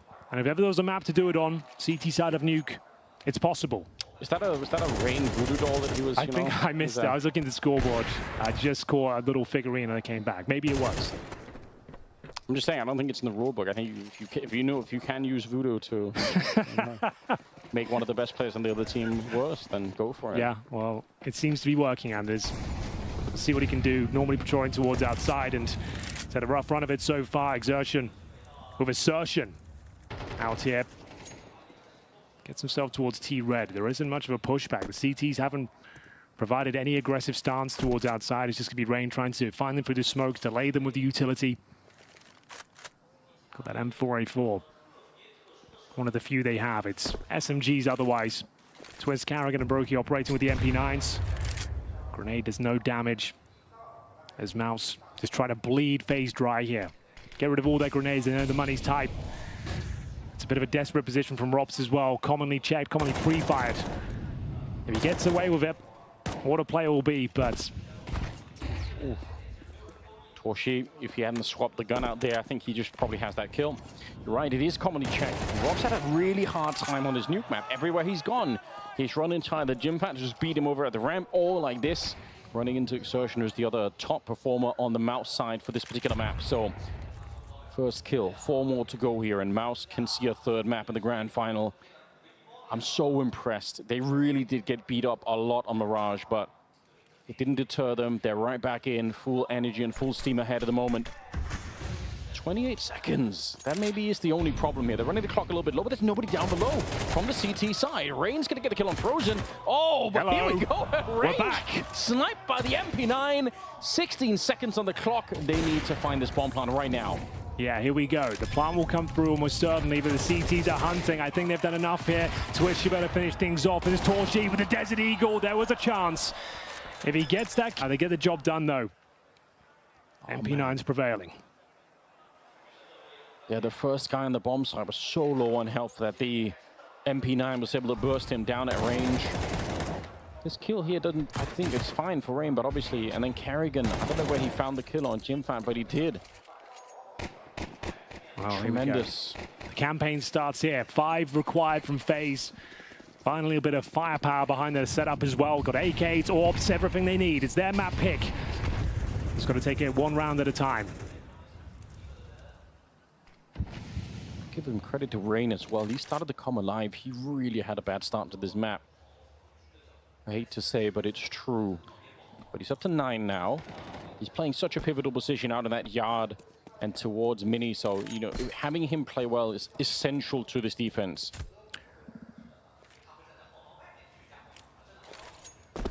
Right, yard smoke, a little bit late being set up, that's fine. We were running low on time in the last round, but got plenty of it now. It's going to be Rob's put to the test once again. It's a difficult position to find multiple frags from here, Anders. Good to get the one, but now you're out in the open, surrounded by T's, and he's done very well indeed. This is more like it from Robs. Steals away the hat trick. Leaves Shui in a 5 versus 1 here. A solid ramp hold and a clean sweep for FaZe as they start to stand tall here on Nuke. This is more like it. They've sabotaged the finances as well. We're not done here. 2-0 is still on the cards. Fighting for overtime is FaZe. And you're absolutely right. Getting a multi-kill on that one. You're so exposed. The right-hand side of the box was being held by an AWP. The AK was chasing him down on the other side, but he still found it, and he got some backup right at the end. Finds the triple. It must be a real sigh of relief there for Ops, because, again, it's been a tough game for him as well. That might light the fire beneath him, though, Anders. Like, he needs these sort of rounds just to get in the zone, get himself fired up. Leading by example, Rain starting to chime in as well. This is a beautiful kill through the vent. No celebrations just yet for FaZe. They're not feeling it until they get to double digits. But now they're starting to get stronger and stronger. This is the Royal Flush setup. You got 4 AK-47s and the AWP on the CT side. If ever you're going to bring this game back, this is the start of that campaign. And they finally have money for actually all the grenades. I don't think they've had that yet on the CT side. So we're not done here yet. Miserable. We are not done by a long shot. Let's find out. This one especially should be a lot easier. Tech-9 and an AK and not that much else to work with. Especially with an upgraded pistols, but otherwise should be one of the easier rounds for FaZe to pick up. Timing, smokes outside. They're going to be coming through the hut with 3 people. That's a good spray. That is just timing alone. They don't lose a single player, and Brokey gets to warm up the AWP, gets a double kill for himself. 12-9. You can almost feel it coming. This is FaZe specialty. Yeah, you can see their body language changing. Starting to spread, the fist bumps coming through. You know, something that the analyst desk brought up earlier in the tournament is one of the cool things about FaZe, because they do so many of these comebacks, is the fact that it's not a question, it's not a conversation. Do you think we can come back? I know we've proven it 10 times already that we can. So of course we can do it, right? You don't have that doubt in your brain. You just know we are the team that could do it. So that must be an interesting way to play the game for sure. Not many teams are going to be able to do any kind of comeback like the ones that FaZe are, but they're trying for it one more time. This is how they like it, Anders. 12-6 down. And now with 3 rounds in a row. Absolutely everything they need to make this comeback a reality. Rob's starting to feel it. They've got the AK-47s. The perfect weapon for the job for the one-taps. Rain patrolling outside once again. It's a Galil for Frozen. Bear in mind, he went for the hero AK in that previous round.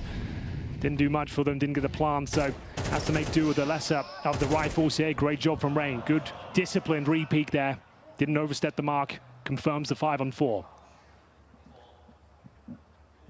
That's exactly what they wanted.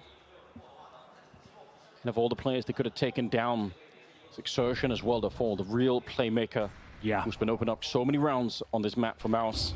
Getting rid of him is going to be a huge deal. Twist, does he see it? He does see the hit, and Sue's in a lot of trouble. The Molotov as well, forcing him back. They can't really do anything about it. Down to 40 seconds, and Robs. It's just, I don't know how, think of how many times Robs lost the fight over at the secret position, and all of a sudden, they're winning every single one. And it's just a save. They can't do anything. It just goes back to that fact, like I said, like, yeah, FaZe won the pistol, but in MR12, without any sort of economic adjustments in CS2, if you lose the CT pistol and then you lose that to the second round force buy, you're just spiraling at that point. You have to force buy. You're at the bottom of the barrel. That's $1,400 loss bonus, and then you can't really get online. Like financially, you can't bring the AWP out. You don't have the grenades on a map like Nuke. You need the incendiaries. You need the AWP. And yeah, as soon as they get all the resources online, finally, they start showing us why they picked this map. And now that 12-6 lead's been cut down to 12-10. 2 more rounds. And the money, it should be in a questionable spot. They'll save some weapons here, but this might be for everything. If MOUZ give this one up, in terms of their loss bonus going forward, and they'll have maximum loss bonus. So if they at least get the bomb down, they'll have money going to round number 24. But this is another great resurgence from FaZe. I wonder if the fact that they weren't really hunting, apart from Rain, is a real reflection of the fact that they didn't want to give up the AKs. I think so. Plenty of money, right? Because they're dominating right now. In terms of the one-on-one duels, having an AK-47 on a map like Nuke on the CT side is a massive asset, especially towards positions like ramp for Rob. So you can actually play the railings, you actually take some challenges. Instead of getting the dink with the M4 and having to drop off, you actually get straight-up kills. Same for Rain outside as well. He has the range to work with now. This is where Brokey can really show us his dynamic play as well. If he wants to start moving around and tag out with Rain towards outside, start dominating that area. That would be very interesting. It's going to be the Force. Tech 9 for Frozen. Galil for Xerxon. You know, it's got to be in the back of the MOUZ Sports players' brains as well. This feeling of it's another FaZe comeback. It's happening to us now again. Why are they doing it? You must be wondering, how are they able to find these rounds? All it takes is one mistake from FaZe here, and it's a third map, and the grand final continues, and you're going to have to put in even more work on Overpass, but we'll see. Rain, can he find it again outside? They are setting up the wall. He's combining with Brokey, who's not going to be able to see that much out here. Oh, but they go before the smoke is up, and that's a big mistake. 2 kills, and now the HEs to blow the smoke wide open. It's an absolute disaster in the yard for the MOUZ side of things. Shuei, the last one left. They went early, and they went down. Yeah, that's a good point. It was a prime setup as well. You had Brokey taking all the aggro for Rain, and he gets the information. They cross before the smokes bloom. A double kill upon arrival. MOUZ will pull one back, but it leaves Shuei in-game lead up in a pretty much impossible scenario. And as you mentioned, trying to hold on to those AK-47s is absolutely vital here. They've looked so deadly. Can Shuei get the palm, though? Oh my God, he might be able to do something with this one. Going for it. Twist. He might get a bit more, as he will be taken down in the end. Great attempt there from Shuei, but unable to get that plant down. As I mentioned, that leaves them with just the maximum loss bonus. If you see, they've got $3,500 per player going forward here. It's round number 24. They might actually do it, Anders. 6 rounds in a row was required, and now they're just 1 away. A beautiful spray from Rain. He was 2 and 12 at one point, but now he is roaring into life in this grand final. And Twist make sure the bomb doesn't get planted, and that is absolutely crucial. Can they do it? Can they bring us to overtime and reset everything? And look for a 2-0 in the grand final. Speaks to the caliber of a player like Rain. If there was any doubt about what he's all about, then those doubts have been extinguished here. We're going towards ramp. They're going to test dropped. Is he just playing in the corner? Yeah, he's not even boosted up. Oh, this is really interesting, but there's Twist firing a couple of shots. Good headshot. It's Jimfat on the ground. Oh, no. He's ready for more. They put him to the test, and he's passing with flying colors. Torshi getting it back finally, but he might have been too late here. Yo, Brokey's here with the Deagle as well. This is kind of insane. This could still fall apart. There's a chance for MOUZ to win this one, even though in this 3 versus 2. Torshi and Xerxon have got enough to work with here, enough wiggle room. 1 minute remaining. They've got a smoke and a flash. You thought Rops' efforts there would be enough, but maybe it's not. They could still come crashing down in the final hurdle here. Good nade. Yeah. Frustrating when you're stealing yourself ready to try and win a 2 versus 3. You don't really want to be down to 66 health there. 35 seconds. The clock is running low, and Carrigan up close and personal. He just barely misses the timing. 30 seconds on the clock here. They're walking in, but Torshi gets shut down. And Xerxon, he's alone. 1 versus 3. There's no way he can bring this one home. 20 seconds now, looking for more. He gets a second one, and he picks up the bomb. He's running down below. Oh, this is a great move. 1 versus 1, but Brokey, he's already read it. He sees it coming. He's looking for that. Oh, overtime. What a headshot to do it with. An absolute masterclass from Brokey, 1 step ahead. And it looked like the 1v3 was possible. Dives down the vent side, ice cold. As he denies absolutely everything on the cross towards the bomb side there. They've done it, Anders. From 12-6 down, the reverse sweep. Everything's reset now. FaZe remain on the CT side as we go into overtime here. $10,000 per player, and FaZe are cooking here in the grand final. Unbelievable. We talked about the personal comeback for Rain, but Rops was just as bad in the first half, or nearly just as bad. He wasn't doing that much towards the ramp either. What a shot. So sick, isn't it? Look at this. Not that long ago, Brokey was the only one that was doing real work in that first half. But the second half, it's been very, very different. Gotta say something, Anders. We've been singing Frozen's praises throughout this tournament. True. He's currently set at 8 and 14. Everyone else in his team has got like 15 plus kills. Like Frozen, I was getting ready to big him up. I thought he'd have some massive impact here. But we need to see if he can start to come to life as MOUZ have given their lead up. It's going to be very difficult to recover this one from a mental point of view, right? They're going to have to show some real tenacity now, similar to FaZe Clan. Round number 1 of overtime is underway. Now, bear in mind, like I said, 10k star money. Lose 2 rounds here. The third is pretty much guaranteed. We're going for the rush. It's Brokey to be tested. Doesn't hit the first shot. Jimmy certainly will. Twist. Absolutely mauling them from the hut position here. It looks like they've got themselves to lead once again. A 4 versus 2. Damage being inflicted towards the squeaky door. It's just Torshi and Shui remain. This upper rush has done nothing for them. It's a cool idea. You come out into the overtime and you just try and put some speed behind it. You change the pace, but somehow FaZe were ready. Good couple of kills coming out there right at the start. And that is a huge difference. Now, they didn't get to steal too many AKs in this one. They had the AUG on Rops, I believe, but that's, I guess, another thing that overtime changes. Now you don't have the AKs to play around with like they had at the beginning or the end of regulation. You can see there's a reason why every team, like Molotov's the hut on these sort of rounds, right? Yes. So Twist doesn't have a shooting gallery like that. It looked way too comfortable for him. I think that's more of a Hail Mary call from MOUZ Sports there, trying to change the pacing up going into overtime, but they've now given up that huge lead, 12-6 in their favor. And now 13-12 in favor of FaZe. Rain changing his position here. Changing the stance. He's been very passive, defensive towards the garage, towards credit card. Now playing it towards that glaive position, and Brokey's going to set him up as well with the orb towards Secret. This could be absolutely everything. If he gets flashed in especially, this could be very difficult for MOUZ to recover. He's going to spot one, but Rain with that covering fire now, looking for the double kill. Robs will help him out, and FaZe are looking impeccable. But still, a couple of kills are found. We bring it back to a 3-on-3. Recovery for MOUZ. This round was practically lost. I think they heard Brokey running and they wanted to hunt him down, and nobody ever checked Rain in that position. That's so crazy, but still, 3 versus 3. 55 seconds, the bomb. It's on Torshi. He's making his way through the yard at the moment. Sui is opening up the map on the other side, but Rob sees all of this coming. I don't know how early you have to wake up to try and catch Robs off guard, but he's well aware that this is one of the few positions right now that's not being covered by anybody else. If they come up the ladder, they might be dead, Henry. This is going to be very hard to defeat Robs in this one. They're setting up for it. Suhe wants to be up for it. Oh, the spray is not anything but perfect, but still gets the job done. 25 seconds. Yeah, and now that means you can't really be too tricky with this one, MOUZ. You just have to work it out. Brute force required, and Jimmy cracks open the upper bomb side once again. That might be enough to win the round in itself. It's the AWP of Brokey that was down towards lower, makes himself known, and Jimmy with the hat trick delivers the goods once again for MOUZ. My God, what a time to go alive. He just ran onto the bomb site and picked up the double kill to begin with. I think he ended at 4 kills in that round to complete it with 13-13. Now looking for the first team to hit 16 on this one.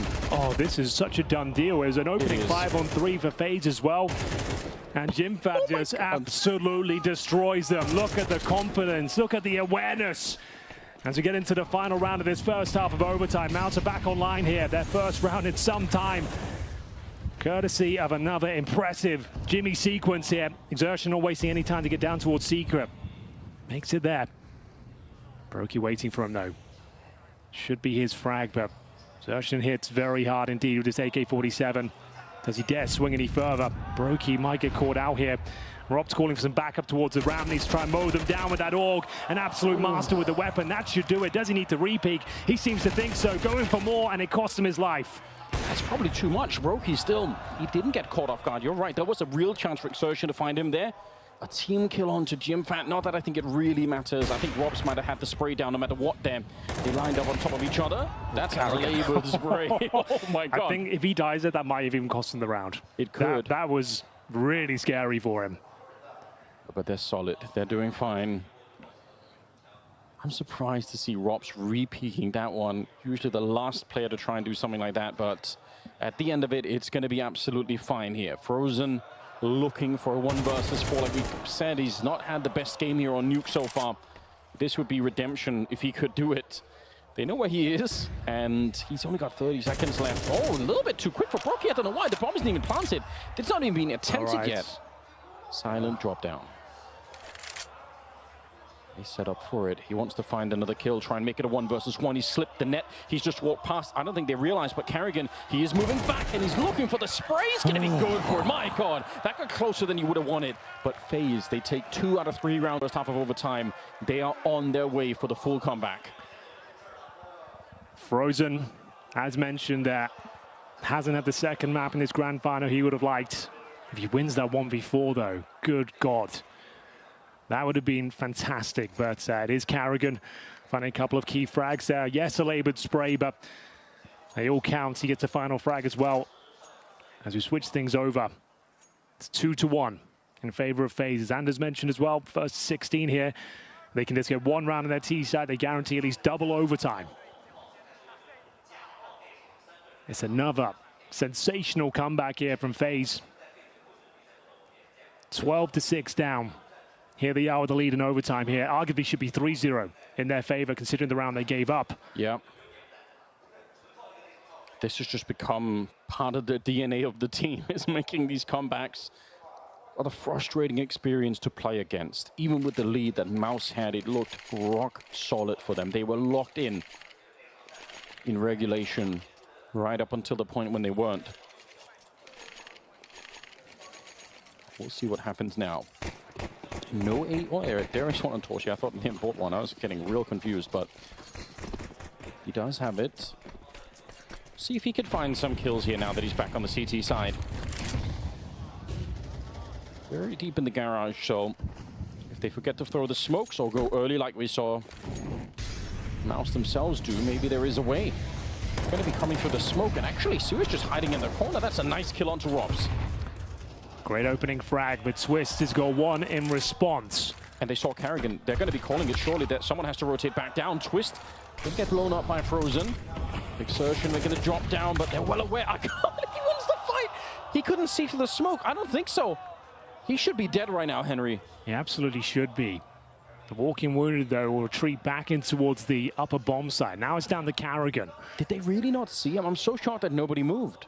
Oh, he's the master of the flank here, but is there anything even to be found over in this ramp position? I don't think so. Maybe he can find the orb. He's been spotted now. Torchi will fire off a shot. It looks like MOUZ has done enough here. Xerxon will confirm the round. They know exactly where Carrigan is. Don't think he has it in him to win this 1 versus 4. Jimmy will take him down, and it's going to be all tied up. 14-14. 1-0 for MOUZ in the second half of overtime here. A CT campaign continues. They're looking much happier now. Tactical pause. Can't believe they have one. Yeah, I'm surprised as well, to be honest with you. But this is more like it. This grand final starting to deliver now. It's on a knife's edge. Overtime in the second map. FaZe are going to put it to bed. Get the 2-0 after an arduous tournament. Bear in mind, it opened things up. Their game against NIP Anders was 28-25, the longest recorded CS2 game on LAN, on Ancient. That was the way they opened things up here. Didn't look good for their campaign here. No, it didn't. At CAC, but here they are fighting back once again. And they were down, I think, in that game, 11-4 as well. So they've just had so many of these disappointing scorelines, but somehow, some way, they find that the tenacity, the mental fortitude, whatever you want to call it, they get it done. And they are in overtime. But it is MOUZ answering back as they tie things up 14-14. What's up next here for FaZe? This next round's going to give you a little bit of a mental break, too. If you win it, as you said, you at least secure double OT. True.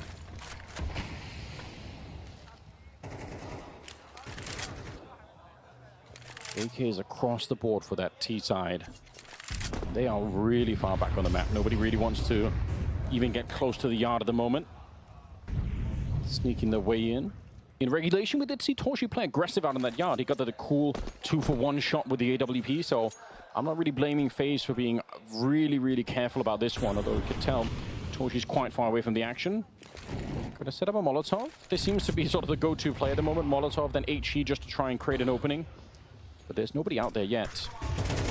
Oh my goodness, CT's on high alert, and Carrigan, Rob spraying them down. They've been on Earth, and it's the AWP that had to find a kill there to stand a chance of this retake. Rob's patrolling the vent, smoke down towards the hub, bomb to be planted, no problem. 5 versus 3. The round comes crumbling down here. MOUZ Sports, I think they might just have to save like it's overtime, sure, but I just don't see a world they get back into this one. Torchi, he'll be found as well, and that pretty much signals the end of it. Brain doesn't have to challenge this fight, but he'll take Jimmy on regardless, trying to remove the AK-47 out of his grip. And they'll give this their best possible go. you have a smoke in a kit, there's always a way, but it's very unlikely. Frozen and Jimmy coming back into it. They're trying. Oh my God, that got a lot closer than I was expecting. But Carrigan and Twisted will hold on to it. It's 15-14, and we are one round away from FaZe winning this grand final. If they could do it in overtime here, what a shock, what a slap in the face it'll be to MOUZ Sports. Championship points. It was Carrigan coming in from main as well. Just as they went off in that smoke, it's been such a nuisance for FaZe, but they get a double kill on entry. Fair play to MOUZ. I thought they would save the AK-47s. That didn't look winnable whatsoever, but their money's fine. It wasn't a financial thing, but we'll see if FaZe can close things out right here, right now, or we go into double overtime. One more round will do it for FaZe. Orbitorgi going for the big play here. Tucks himself in towards the hut. Scary position for the Orb to be in. Very much an exposed position if you miss the shot. But again, what a big play it would be if he could open it up and make it a 4 versus 5. Those opening frags are worth so much. It also means he's not in the yard to take any kind of a fight, so it's interesting to see how this will play out. So far, he's found absolutely nothing. Instead, it's Exertion. Found the kill on Robs, but they are going to make their way down. Not with the bomb yet. That's still in the yard. That's actually going to be running out now. So they have a weird round here, FaZe. A little bit of a spray for Jim Vat. He's going to be able to take down Rain. Should be dead. Grenade around the corner to find him. I can't believe he's still alive. An Exertion to save him. Oh my God. We might see double overtime here. 2 versus 5. Certainly Jimmy should have been dead in that corner, but somehow the chair blocked most of the damage. And it's going to be an almost impossible round here, Henry. Yeah, they've got Torshi though. First kill, no problem. Bomb to be planted, smoke down towards main. There might be something to be said about this. If they can close things out in this manner, it would be absolutely astonishing. It's now down to Brokey, 1 versus 4. Master of the clutch himself, but he's got nothing to say here. And it is going to be double overtime. MOUZ Sports hold on. They'll stay on the CT side as well. Disappointing round there from FaZe, never really got going. That chance to close things out in 2-0. They'll remain on the T side now. Sigh of relief for MOUZ. You know as well, for both teams, like you said, it's already been a long day. Now you're playing double overtime on the second map. If it goes to a third, I mean, that's where you're going to get tested to the absolute limit. Even if you're an experienced player, it's hard to play this much and at this high of a level and just keep the focus all throughout. And Exertion finding some of these kills, absolutely huge as well. Well, here we go. Getting back into the action. I don't think there's any more timeouts available. You get 30 seconds in between as we get ready for the carnage to get underway once again. You know, if they wanted to change the pace themselves, FaZe, which is what I think MOUZ trying to do, that 1 round rushing the hut, you can try and rush A main, but from the silo. Which is I love that strategy where you just try and you slide off the roof, you try and get there really quickly, and you throw a lot of the same grenades anyway that you would for sort of a squeak rush, but you're just coming in from the other side. We'll see what FaZe come up with here. Well, ladies and gentlemen, the grand final of CAC 2023 continues here. Double overtime. FaZe looking to find that 2-0. A prize pool here of $500,000. It's MOUZ a bit of a hell of a fight. Normally, FaZe are the absolute favorites here on Nuke, but there's a chance they still give it up here. We've gone the full distance. Good flashbang to avert the gaze of Torshi. Twists will dismount from the silo. These lurk smokes been such a nuisance on either side. And Frozen once again, positioning himself towards the secret steps.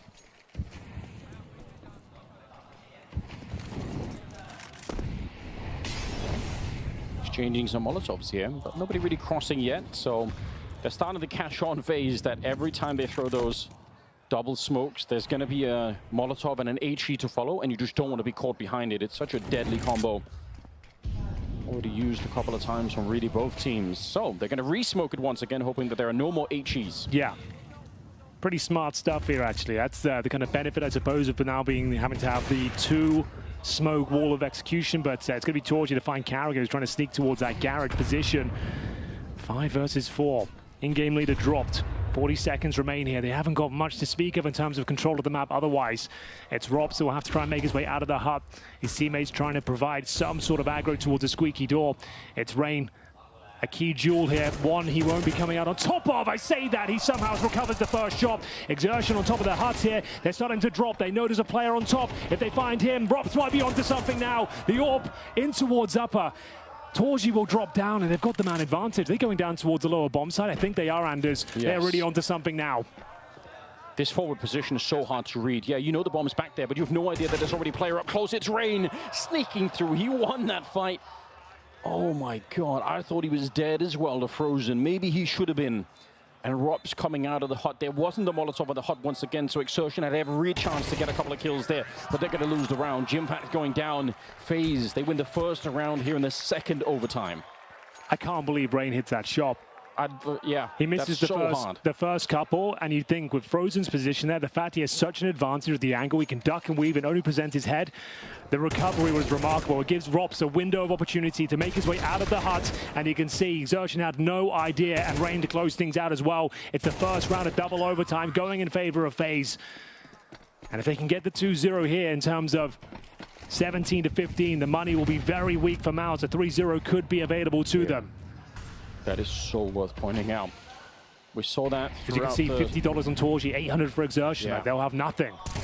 Oh no! How has Swiss hit that shot? He has no business winning that duel, Anders. He takes the dink, and with lightning fast reactions, he adjusts his aim, takes down Exertion. That might be enough to win this round for them. I can't believe it. I absolutely can't believe it. All of the element of surprise with the Exertion, but it wasn't enough somehow.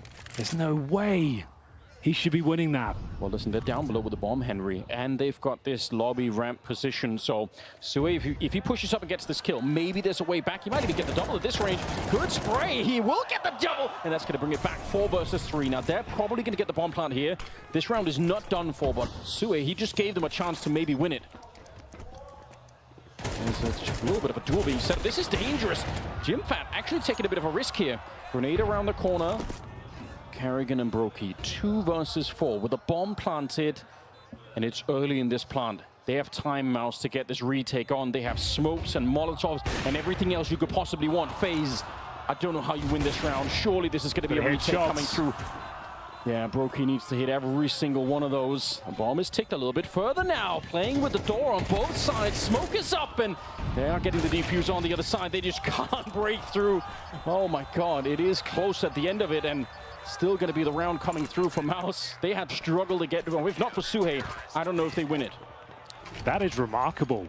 It looked like FaZe had that one under lock and key, Anders. The opening frag, the pounce down towards lower, no CT presence, but you're right, Shuey taking matters into his own hands there, finding the double kill. FaZe will call with their pants around their ankles at this point here. Flashes out, no one watching towards the squeaky door. And all of a sudden, Jimpat arrives at the scene of the crime as well. Now, I don't think they had a kid in play as well. And if Brokey just hit one of those AWP shots, Anders, yes, I think he saves the day. One of them had to connect. He had 3 opportunities, and they all narrowly missed. It's got MOUZ Sports back into this one now. As I said, if they got that 2-0 going in their favor, and look at the confidence now, Jimmy. I love it. He's got full lobby control. So early on, this is massive. I don't think anyone will be anticipating this sort of position. Baited in by Torji as well. FaZe might be done for here. Why not do it? He's winning every single fight you get him into. He's got 30 kills. Why not just put him at the forefront and try and see if you could cut FaZe in half? Although, speaking of which, they're cutting the map in half. This is a huge tactical advantage for FaZe on the T side. They've got such deep control. One good kill here could actually break this defense wide open. Exertion, he's got the smoke down in front, but when it fades, yeah, he's so exposed. Good on him to get the kill, to be honest. The fact he even gets one is impressive. It's down to Rops now. Didn't expose himself, was aware of the potential danger on the other side here towards the lobby. Bear in mind it's the AWP of Torji, which he's going to find. A player still towards Squeaky. So aware, though. He just bails on the situation. That's the correct call here. Doesn't want to go down alone. Keep them on high alert towards the lobby. 30 seconds remaining. Final rounds here of the first half of double overtime. There's only 26 seconds. They're checking it from the other. They're looking for Jimpat. They know that he's here somewhere. They just can't really find him. Finally, they do. And I think Robs, he faked the sound running away. They come back to find Jimpat. They're going to find Frozen as well. 15 seconds on the clock. And down below Sue, he's just so far away. Bomb is going to get planted here. And FaZe, I don't know how they can possibly screw up this round. Sui has to I don't know. There's been a couple of interesting moments, Anders, but I think you might be onto something. This one should be absolutely fine. Robs goes down early, though. Great pre-fire, but it won't be quite enough. 2-1 on their T-side campaign here in double overtime. Sounds like enough to me. It could well be. First team to 19 is what we're looking for now. Just in case you lost track with the new format and everything else. I think they spent maybe 40 seconds, maybe more, looking for Jimfat in those hallways, in the lobby. They wrapped around from the outside to try and catch him here. That's how sure they were that he was there. And Robs, if you notice, he ran back, trying to fake that he was going outside, and then he comes back in with the rest of the team to look for it. That's how seriously they take him as a player. It looked like such a sick setup as well. You've got Jimfat set up, Torji covering the AWP, full lobby control, all the information you could possibly need, but it was Rain ducking and weaving through the smokes, slipping the nets, gets up, finds Exertion, and all hell breaks loose. Rops managing to find Torji in towards that lobby position, and Jimmy was only good for the one. He's had such a great showing. You can't expect him to find a hat-trick every single round. Well, especially not when they bring the whole team to catch him. Like, that was the whole point. Yeah, right. It's just like we've got him locked in here. He can't leave. We have to find him, yeah.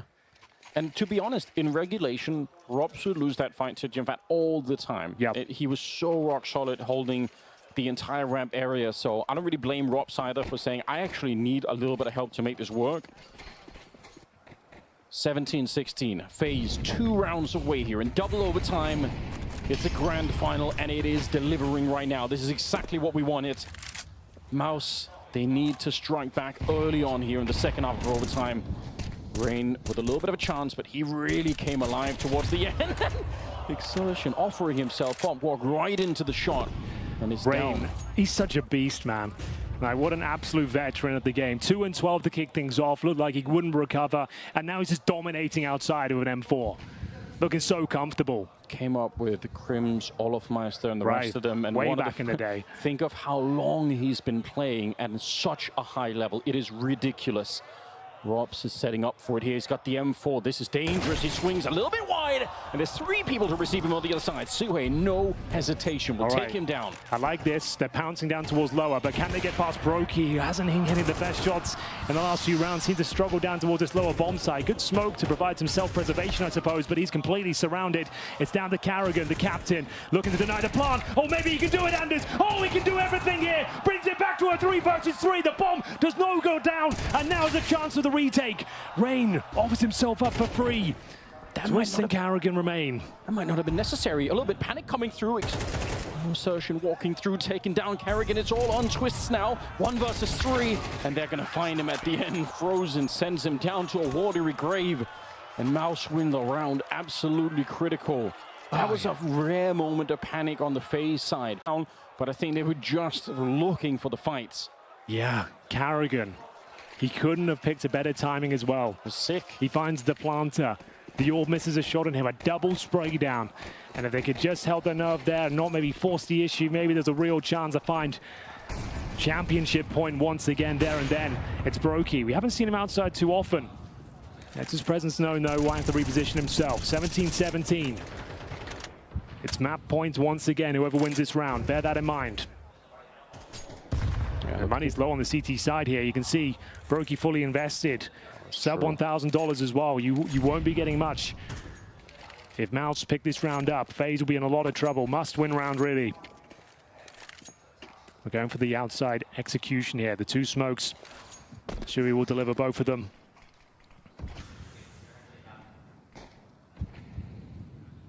Yeah, Brokey's going to get that news in a second. Oh, I think they missed one.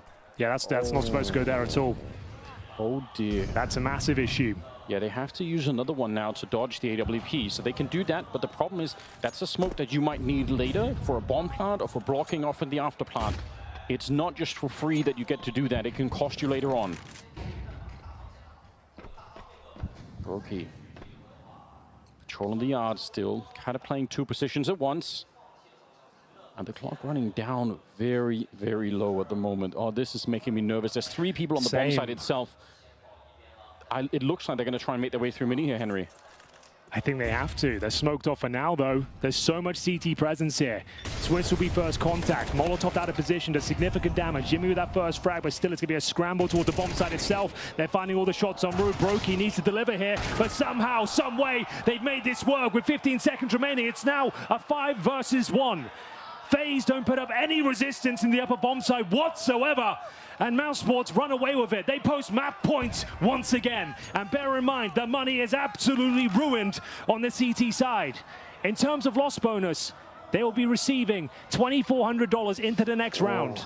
On top of practically zero. Robs, who can drop an M4 if he stays alive here. But if you're MOUZ, everyone's hunting in CT spawn. I don't think he survives this one. You should be taking Robs down here all day long. Yeah, I'm surprised they're not already doing it. This feels like a mistake to MOUZ. Why not just try and chase him down? I think they're waiting for the bomb to go off, and then the sound cue for Xerxes. You can't really hear his footsteps. Maybe he goes for a swing then, but no. Doesn't fancy it. So there is a lifeline in that regard. Robs could even drop an AWP. I think he might have to, but the thing is, Brokey hasn't had a bad game, but in those real clutch situations, hasn't hit the shots required. But I can't believe this. Like, they flush out Twist, and then all of a sudden, no kills found. We had 3 players in towards upper, and not a single response there. MOUZ hold their nerve, and now FaZe need triple overtime. One of those situations where you wish Brokey would have stayed on the high ground just for the elevation, just to make it real hard. Oh my God, he actually got the shot through the smoke. Not a kill onto Exertion or onto Torshi, but still, he tagged him up. And this is it. MOUZ with a chance to find a third map right here. The opening could be everything. They're walking the yard. They're not even throwing the smokes. Nobody knows that they're down below. Rain, he's deep back there, but normally you hear the smokes going down. You call it out. You say, all right, the smokes are up. They could be down below. This is going to be a little bit of a surprise, surely. If Brokey wants to explore the trophy room, Jim Fat will take him down all day long. It's a very difficult position to flush out. There's no utility, and he needs to step up as well. Look at their setup here. Yeah. Famouses, SMGs. If Brokey dies, there's no more defense with the B-bomb side. They're going to wrap in on either side and plant the bomb. So Brokey is the one key in the map right now. He has to get this kill, and he has to stay alive. It's a difficult spot to, like, survive. He'll get the first kill, but how can he get away? They're going to pounce on him here. They actually don't. They allow him to live for now. And he might be on for the second here, and is absolutely starting to step up when they needed him most. Triple overtime looking very likely here. Shui coming from the lower bomb site. Will at least make the round competitive once again, but time is of the essence. Torshi will find one as well. Carrigan should secure things. They know exactly where Torshi is. He's got no chance. It looks like 18-18 all day long. Torshi knows it as well, and Robs confirms it. Brokey does find some incredible form just when they need it most. A double kill there, and we reset it all once again. Advantage to FaZe, they say on the CT side this time. You could see how close they were coming from below.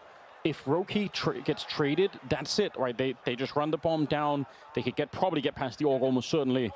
What a huge one. Double overtime into triple overtime now.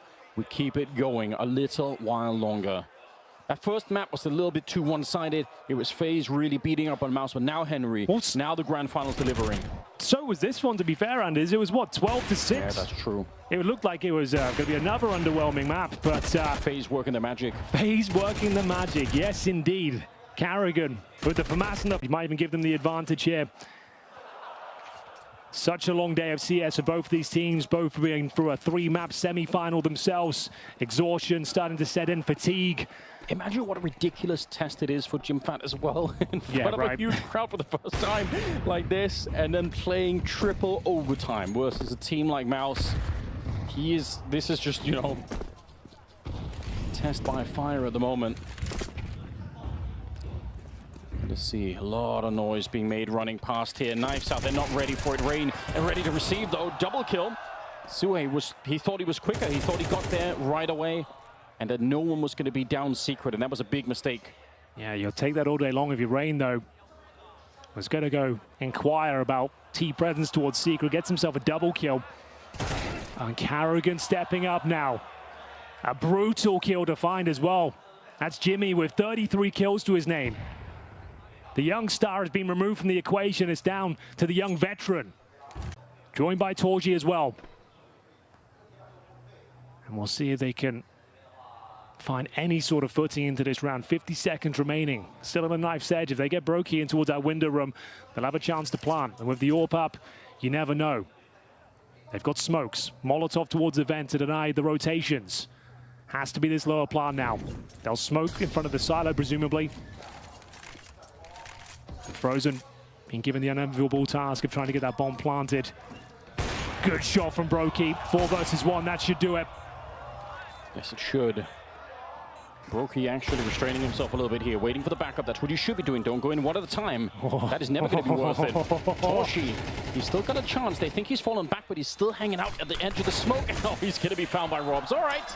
Good job from FaZe. They win the first round here in the 3rd overtime. That's the way to do it. A player of Torshi's caliber, he can win those 4v1s. Especially with that smoke down. If you run it in 1 by 1, he's going to hit the shots. He's going to hit the no-scopes. So FaZe do very well, displaying great discipline there as they post the first round. Triple overtime. You can hear my voice is starting to go a little bit as well, this screaming and yelling as Rain.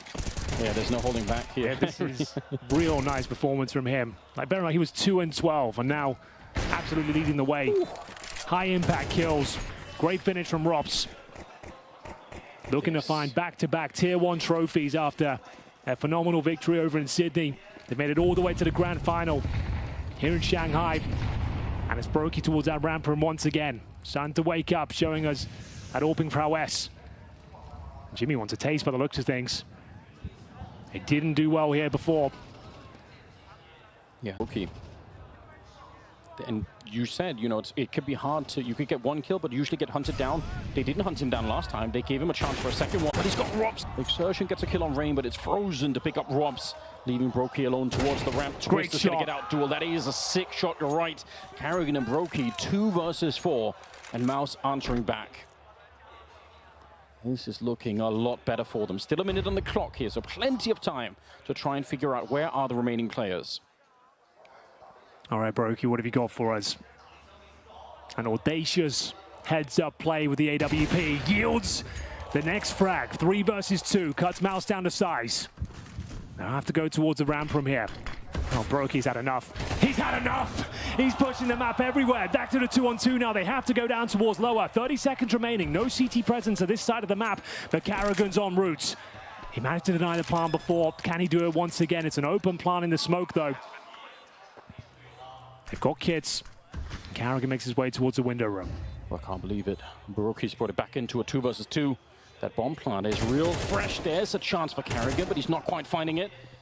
Yeah, this is the common position. They're surely going to check it. Carrigan, I can't believe Frozen gets shot. There's Carrigan with the one, and Toshi, he get wall banged. They can shoot him through the wall down here. That bomb is really ticking. There's a Molotov at the back. Molotov. Is it going to spread? It's so close, and there we go. The fire consumes him. The defuse is on, and they brought it back into a 2-on-4, and now they've won the round 20-18, Henry. They actually accomplish it.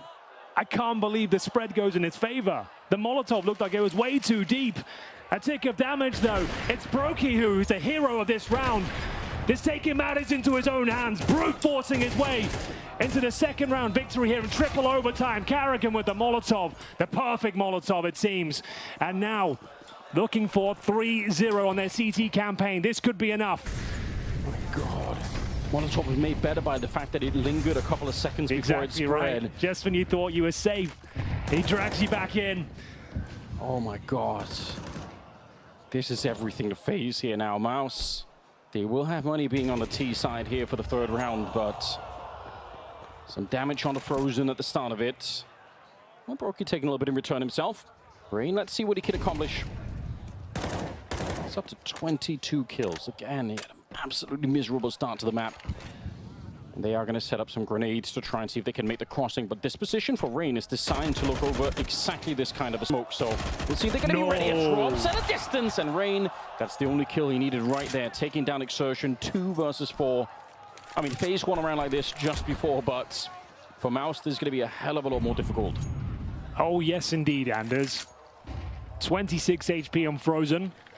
Torji with the AK-47, no AWP available. Frozen's gone. Carrigan outmaneuvers them. It looks like they're locked in here. The perfect flashbang. Carrigan going to close things out in style as well. One more round will do it here as they post 3-0 in the CT campaign at triple overtime. A wry smile from Rain as well. He knows they've got this one in the bag. Their game to give away now. What a great resurgence from him. He's up to 23 kills at this point. Rob's solid as ever towards the ramp, showing us how to use that org in an effective manner. The double kill. It's huge, isn't it? Absolutely huge. And even the reposition for Rain, he saw it coming before the smoke screen went down. He was up in the container ready. Well, here we go. 30 seconds to catch their breath.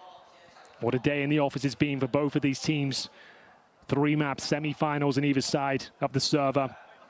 Long, arduous battle for FaZe, especially having to recover an 11-4 scoreline against ENCE in the 3rd and final map. They did it. They got themselves to this grand final. And it's come to triple overtime. There still could be another map of play as well, but they put themselves in the best possible position to finish things right here, right now. Carrigan, lovely little sequence here to find that final kill. And do MOUZ have anything left in the tank? That's the question. It has to be the perfect game. FaZe have set the bar incredibly high. Yeah, you're absolutely right.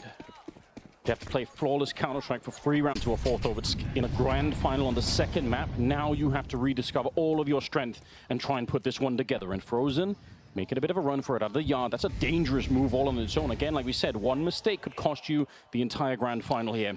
But he is set up for it. Yeah. And I haven't seen many Molotovs thrown to this position, actually, which is something that usually happens a lot. But yeah, they're going to be pushing right into him. He's good for the 1, but that trade is probably going to be worth it. A lot of damage, though, onto Rain. The CT's quick to rotate down below as they can sense what's coming next. Oh, it's on a knife's edge here. Oh, Torji runs into Robs, and now just 3 more kills remain, Anders. Is this enough? Towards upper they go, and bear in mind the CT's leapt down towards lower. Oh, no. You're right, Henry. They're all trapped down here. They can't get up. The vent 2 people are waiting. This is disastrous. A 2 versus 4. Make it a 1 versus 4. FaZe with 1 more kill to find. It is Jim Hat on his own. And the bomb is going to get planted here. FaZe triple overtime. They're hunting for him, and he's on his own. They know exactly where he's coming from. This is a spectacular, a vintage FaZe performance. Hunting through it, and they go down. It's FaZe, the kings of comeback, Henry. They've done it. They've won the whole championship. Unbelievable. Time and time again, they pull it off just when you think they've got nothing left. A resurgence showing true veterancy. And it's going to be a great team effort. 2-0 in the grand final. They were down but not out. Every single time it looked like they were done, Anders, they still find a way to make it work, and that's going to be gutting for MOUZ to give it up. Absolutely. How do you mentally recover from that? They had every chance to do it. They have such a lead on Nuke, but FaZe prove that this is what they're all about. They've done it all tournament long, and they do it to it here again in the grand final. What a spectacular performance it's been for FaZe. They absolutely deserve this. We need a question about it. What a caliber of team, Henry. And bear in mind that their first game against NIP with a broken roster, it went 53 rounds. Overtime again. They were down 11-4 there at that point as well. And each and every time, they find the mental fortitude, that tenacity to bring these games back in their favor. And once again, it's back-to-back Tier 1 trophies, cementing themselves as the #1 team in the world right now. As they walk closer to the trophy, what a performance in this grand final. Ladies and gentlemen, presenting your winners of the Counter-Strike Asian Championships 2023. It's FaZe Clan!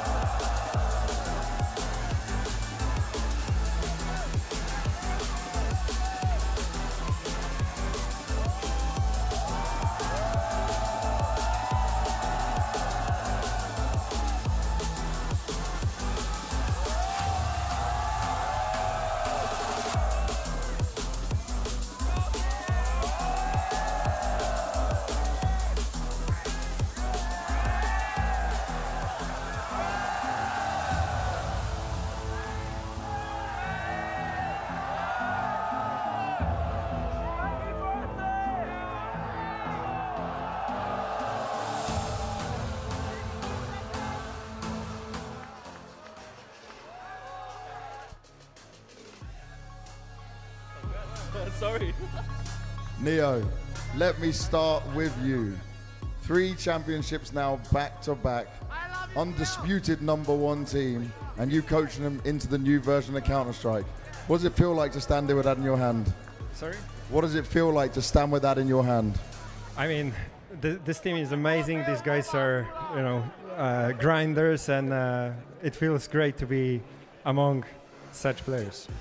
And what's it like for you? Because my God, these games are stressful. The overtimes, the back and forth. How do you put up with it? I mean, even though they look stressful, sometimes I just believe in them and know they're gonna come back at some point. And we're mentally very strong, and we just play our A game when it gets tight. 也是问到3连冠感觉如何？就是连续一路打过来，现在也是没有任何争议，就是世界第一。也是说到就是感觉非常棒，这里的选手也非常好。然后接下来下个问题也问到，他们连续打了这么多、这么长、这么焦灼比赛，是不是很累啊？他也说到，就虽然看起来很累，但实际上就是有这么棒的队员，每次都打得这么有韧性，无论什么情况都能够打回来，是真的非常感觉非常非常好。Twist, another trophy lifted with these gentlemen. Is there ever a point where you guys don't believe in making a comeback? I think that's just the FaZe way to always believe. It doesn't matter if we're down like 5-12 or 3-12. We can always do it.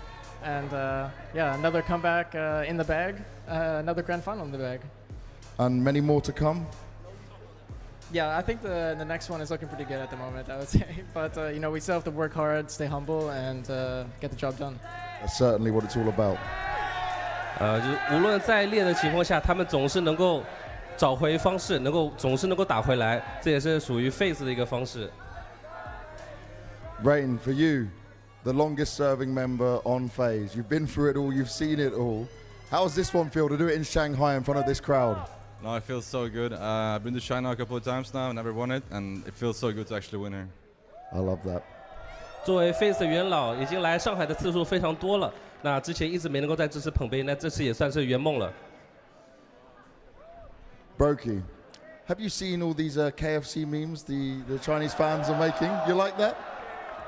Yeah, of course. Thank you, guys. Did you try the KFC here? No, I'm trying to stay healthy. Oh, okay. 大家应该也听懂嘛，就是有很多他这个梗图，然后他有没有在这里吃过？然后他也说没有。Is there anything you want to say out to all these Chinese fans that absolutely adore you? Thank you, guys, and see you next year.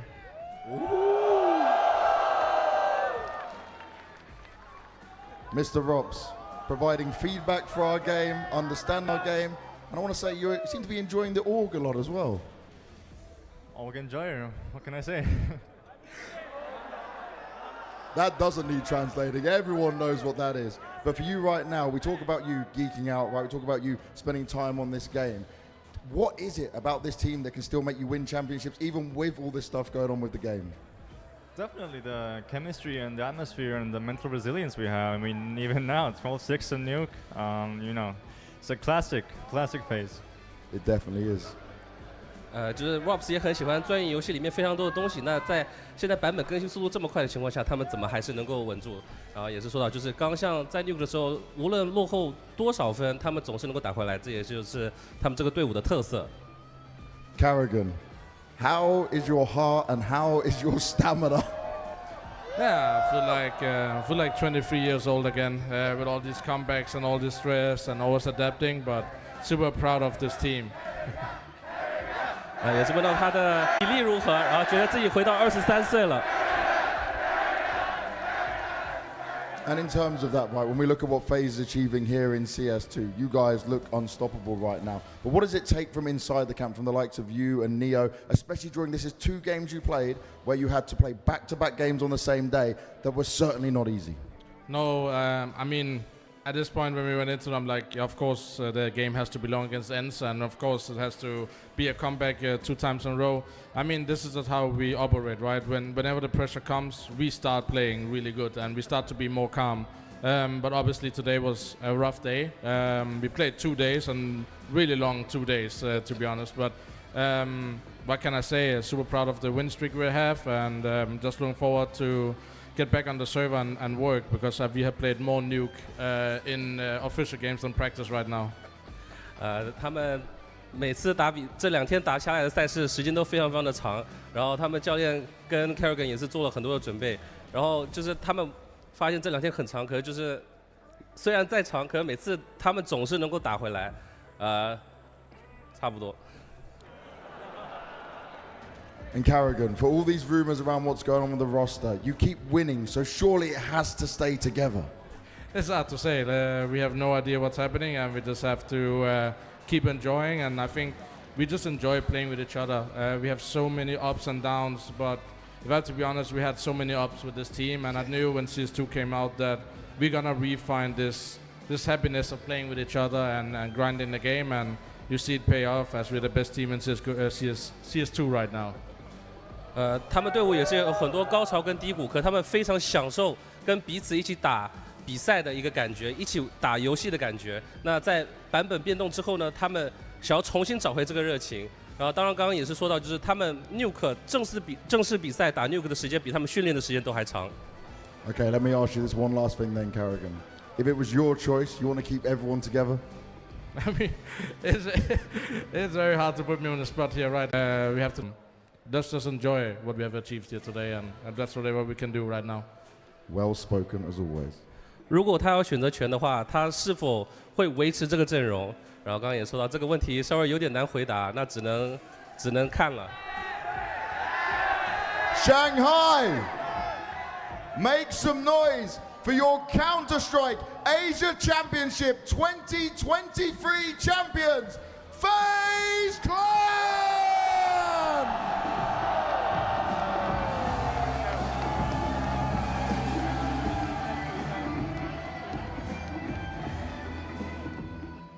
Yeah, just taking in that ambiance. Something very special. FaZe Clan have done it. Not only have they survived what was a test, a certain test of performance, endurance, stamina, all the things there in between, skill as well, they also win the CAC, and they're looking damn good. I mean, the difference here for me, and I think Rob said it himself, mentality. Mentality. No matter how bad it looks, no matter if one player might have a rough game, 2, 3, doesn't matter. They don't just seem to give up. And it's easy to say, just never give up, never say die. It's almost a meme at times. But these guys, they manifest it. They make it happen. And that is a difference between this particular FaZe team right now and every other team in Counter-Strike. Problem solvers. Problem solvers, and also being able to stomach rough losses. I think throughout this game and all of the overtimes, lesser teams would have cracked under the pressure because most of these players that have ended as heroes had zeros moment in that game. You think about Brokey, how long it took him to warm up into the game. You think about Robs and how he actually got bested by Impact at the very beginning. But the rest of the team bought time for them. They stayed in it for them. They allowed them the moment to come back into this game, and then suddenly it's Brokey with crazy moves, crossing smokes. It's Robs with the AUG. This is what team chemistry is all about. It's being able to tolerate rough periods, rough moments for your teammates around you, stay together, knit tight as a unit, and then buy each other time. A good engine is going to endure a lot of combustion, right? That's just the way it is. You know, it's part of the DNA within FaZe Clan. It's sometimes tough for us to talk about different teams and what is the DNA, what do they look like, right? But one thing we can say for FaZe that's been a reoccurring trend, so to speak, even was it in CSGO at times, it's this ability to always fight back from behind. They sometimes better be sure that they always find a way coming back into this game. I would still argue that we at no point today, neither in the semi-final or in the final, saw FaZe play at full cylinders. 100%. They won of the lineup to how good they are, but also to the level and the mentality that you guys are speaking about. I mean, like, listen, guys, we got the first map. Let's close it on map number 3, right? But they never stopped. They never gave up. And there were some ugly rounds. There was a lot of messy plays, a lot of messy rounds. Drops just dropping down there in a 1v2, for example, comes to mind. This made me nervous. I ain't gonna lie to you. Yeah, but they're able to still, you know, at the field round. Go back to the 2v4. We were saying Rain was 2 and 12 at one point. Karrigan, not somebody looking forward to, you know, having big clutches or big moments. 2v4 and Rain and Karrigan to just step up and clutch it out, right? In a moment which shouldn't be happening. Yes, and this is where it's quite hard for us as experts to say, is that resilience based on individual traits or is it team chemistry? And I am of the mind that this is a little bit of both. I think these players have a very strong mentality, but I also believe that they have an environment now that tolerates these moments and make sure they pick Pickle back up. But these are veterans who have, for the most part, been there, done that, seen that. So not only have they lived through a lot of these moments before, where in which they can compose themselves quite well, now they get to see the fruits of that. Yeah, I would agree. I think Rain is a great example of that. You mentioned it. He was 2-12, but he will be the guy finishing up with the highest ADR in the entirety of the FaZe Clan side during this game. It's an amazing comeback from him, and I think, you know, if we were to analyze it just a little bit and dive into it, I think it's when you're playing on FaZe Clan, right? You see Rain 2-12. You know he's having a tough game, but all of a sudden, you're Twist, you're Kerrigan, you're Brokey, you're Rups, you're looking towards Rain, and he's climbing the scoreboard. He's getting better and better. He's finding impact, and all of a sudden, you're sitting back with the feeling, all right, if Rain is doing this, then I just have to do a little bit more, then we're gonna win. Kerrigan, I have to do a little bit more, and all of a sudden, everyone is lifting in togetherness, and I think that's the difference between FaZe and so many other it's teams. so interesting watching FaZe, and you're talking about, like, you know, a little bit of disconnect in the comms and some of the rounds they play with early on. But when you see them get into overtime, when the pressure is absolutely on, suddenly it's like a hive mind. Everything is perfect. Every call they make, the way they move together, the synergy, the trades, whatnot. It's like they are diamonds. They are absolutely diamonds. Yeah, and this gentleman right here, our MVP, he is 100% a diamond. I don't know if his pick'ems are a diamond, but I can tell you he is definitely in the building. He goes by the alias of Rops. Have you ever heard of him? We have heard of him. Yes, we have witnessed his beauty throughout this event once again. And even though he might have had a little bit of a slow start here on Nuke, he obviously came back to life towards the very end, and he graced us with a beautiful tournament. There might be an argument, a case to be made for the most efficient player we have in CS2 right now. Granted, we have to be careful. Not a whole lot of data, a very small sample size to go off with. But Robs has definitely hit the ground running when it comes to CS2, and it's great to see him evolve and have that impact on the server. I mean, the only reason FaZe are here in this Grand Finals right now is because of Mr. Cool. It's simple as that, right? Heading into this Grand Finals, before we saw, you know, Twist step up, Rain step up, and everyone else kind of deliver in that final series. Rops was he was 1.2 rating coming into the Grand Final, so everyone else were like 1.03 and below. He's the reason who just dragged him screaming and kicking. And I mean, if he's able to do that, it has to inspire everyone else in the team, right? I think that's how they work. I think the reason why FaZe is so good is that even when people are struggling, they don't stop doing what it is they're supposed to do. And it's such a simple sentence, but such a hard thing to do in any discipline. When you're not having any confidence, not any momentum, you have a tendency to revert back, play a bit more passive, take less risks. Not FaZe. Not FaZe. They keep on doing what they have to do, and eventually they pick up a couple of kills, then confidence is here. Robs is a great example on that map again. It's because he's the coolest cat around here, and that's no pun on his last name. Does anybody have any final thoughts or words they would like to get out here in front of right now? We've got the holiday season coming up. We're at the end of CAC. Is there anything any of the three of you want to say? I'm just excited to see more teams play, more tournaments play out. As Matthew said, we had a small sample size so far. We have some blast tournaments coming up, the World Finals, and the more we get to see these players, the more we get to see these players also dive into what CS2 is. We saw small examples with the grenades, the smokes, how you play around that. I think the level of Counter-Strike only is going to get better and better and better, and so is the playing experience as well. So for once, you know, shout out to all the Soy boys out there. I'm positive when it comes to CS2. And for me, commiserations to MOUZ, man. It has to sting. It really has to sting when it felt like, hey, you know what? You lost your first map. You have map number 2. Map number 3 is coming up. You have a chance to get that revenge, get a title right in the first round CS2. And FaZe happens. Just phases happens to a lot of teams seemingly. But they're a team I'm super excited to watch. I really love watching them right now. I really hope they're just going to take that one in and keep on just working together. You get better. Exactly. I mean, listen, what you've accomplished is great. You have a great future together. Yimpat, Diamond and Nerf, as far as I'm concerned, he's going to be up there. Very long career, extremely reliable already. But yeah, you have to, you know, the growing pains of playing on land, having to go up against titans like FaZe on the stage. These are the moments that have to sort of mold you as a player, and I hope they don't disintegrate because of that disappointment. Their trajectory is upwards. It's great to see you play Counter-Strike, grab that experience, come better, and really install yourself as a team that we get to see in every last quarter, every last semi. Be up there, be a top 4 minimum. That's what I wish for them. Look, I've got one little factoid on our way out of here. Go on. We had some number crunchers in the back figure this out. It looks as though FaZe came into today with a prize purse of $1,785,000 over the course of the year up to this point. Having secured that, they just broached over $2 million. So I think they've had a pretty good year, all things considered. Grand slams and everything, right? I mean, think about it, right? This is a team where, you know, we kind of felt like they were going to, you know, just crumble, and then look at them now. Yeah, look at us now, Blaise. Let's see if Twist ready to go home, right? Ready to go home? Yeah, ready to go home. That's the final note, you know. Let's hope. I would hate to see him leave when they're going so well. Just at least play the Copenhagen Major together. Give it a shot. Okay, do it for Jacob. That's just for Jacob, If right? you really Just have for somewhere Jacob. else. But yeah, thank you all very much. If you go ahead and just turn them off because they like to sabo me at this portion of the broadcast, I'm not entirely sure. Thank you everybody for watching the CAC. That's Counter-Strike Asian Championships. This has been my crew. We want to say thank you for watching on behalf of the commentators, production, everybody around here, all my new friends over there that are standing in the darkness where I can't even really see them behind their cameras, and of course you, the viewer at home, for making this all very much possible. That does it for the CAC. We'll see you next time.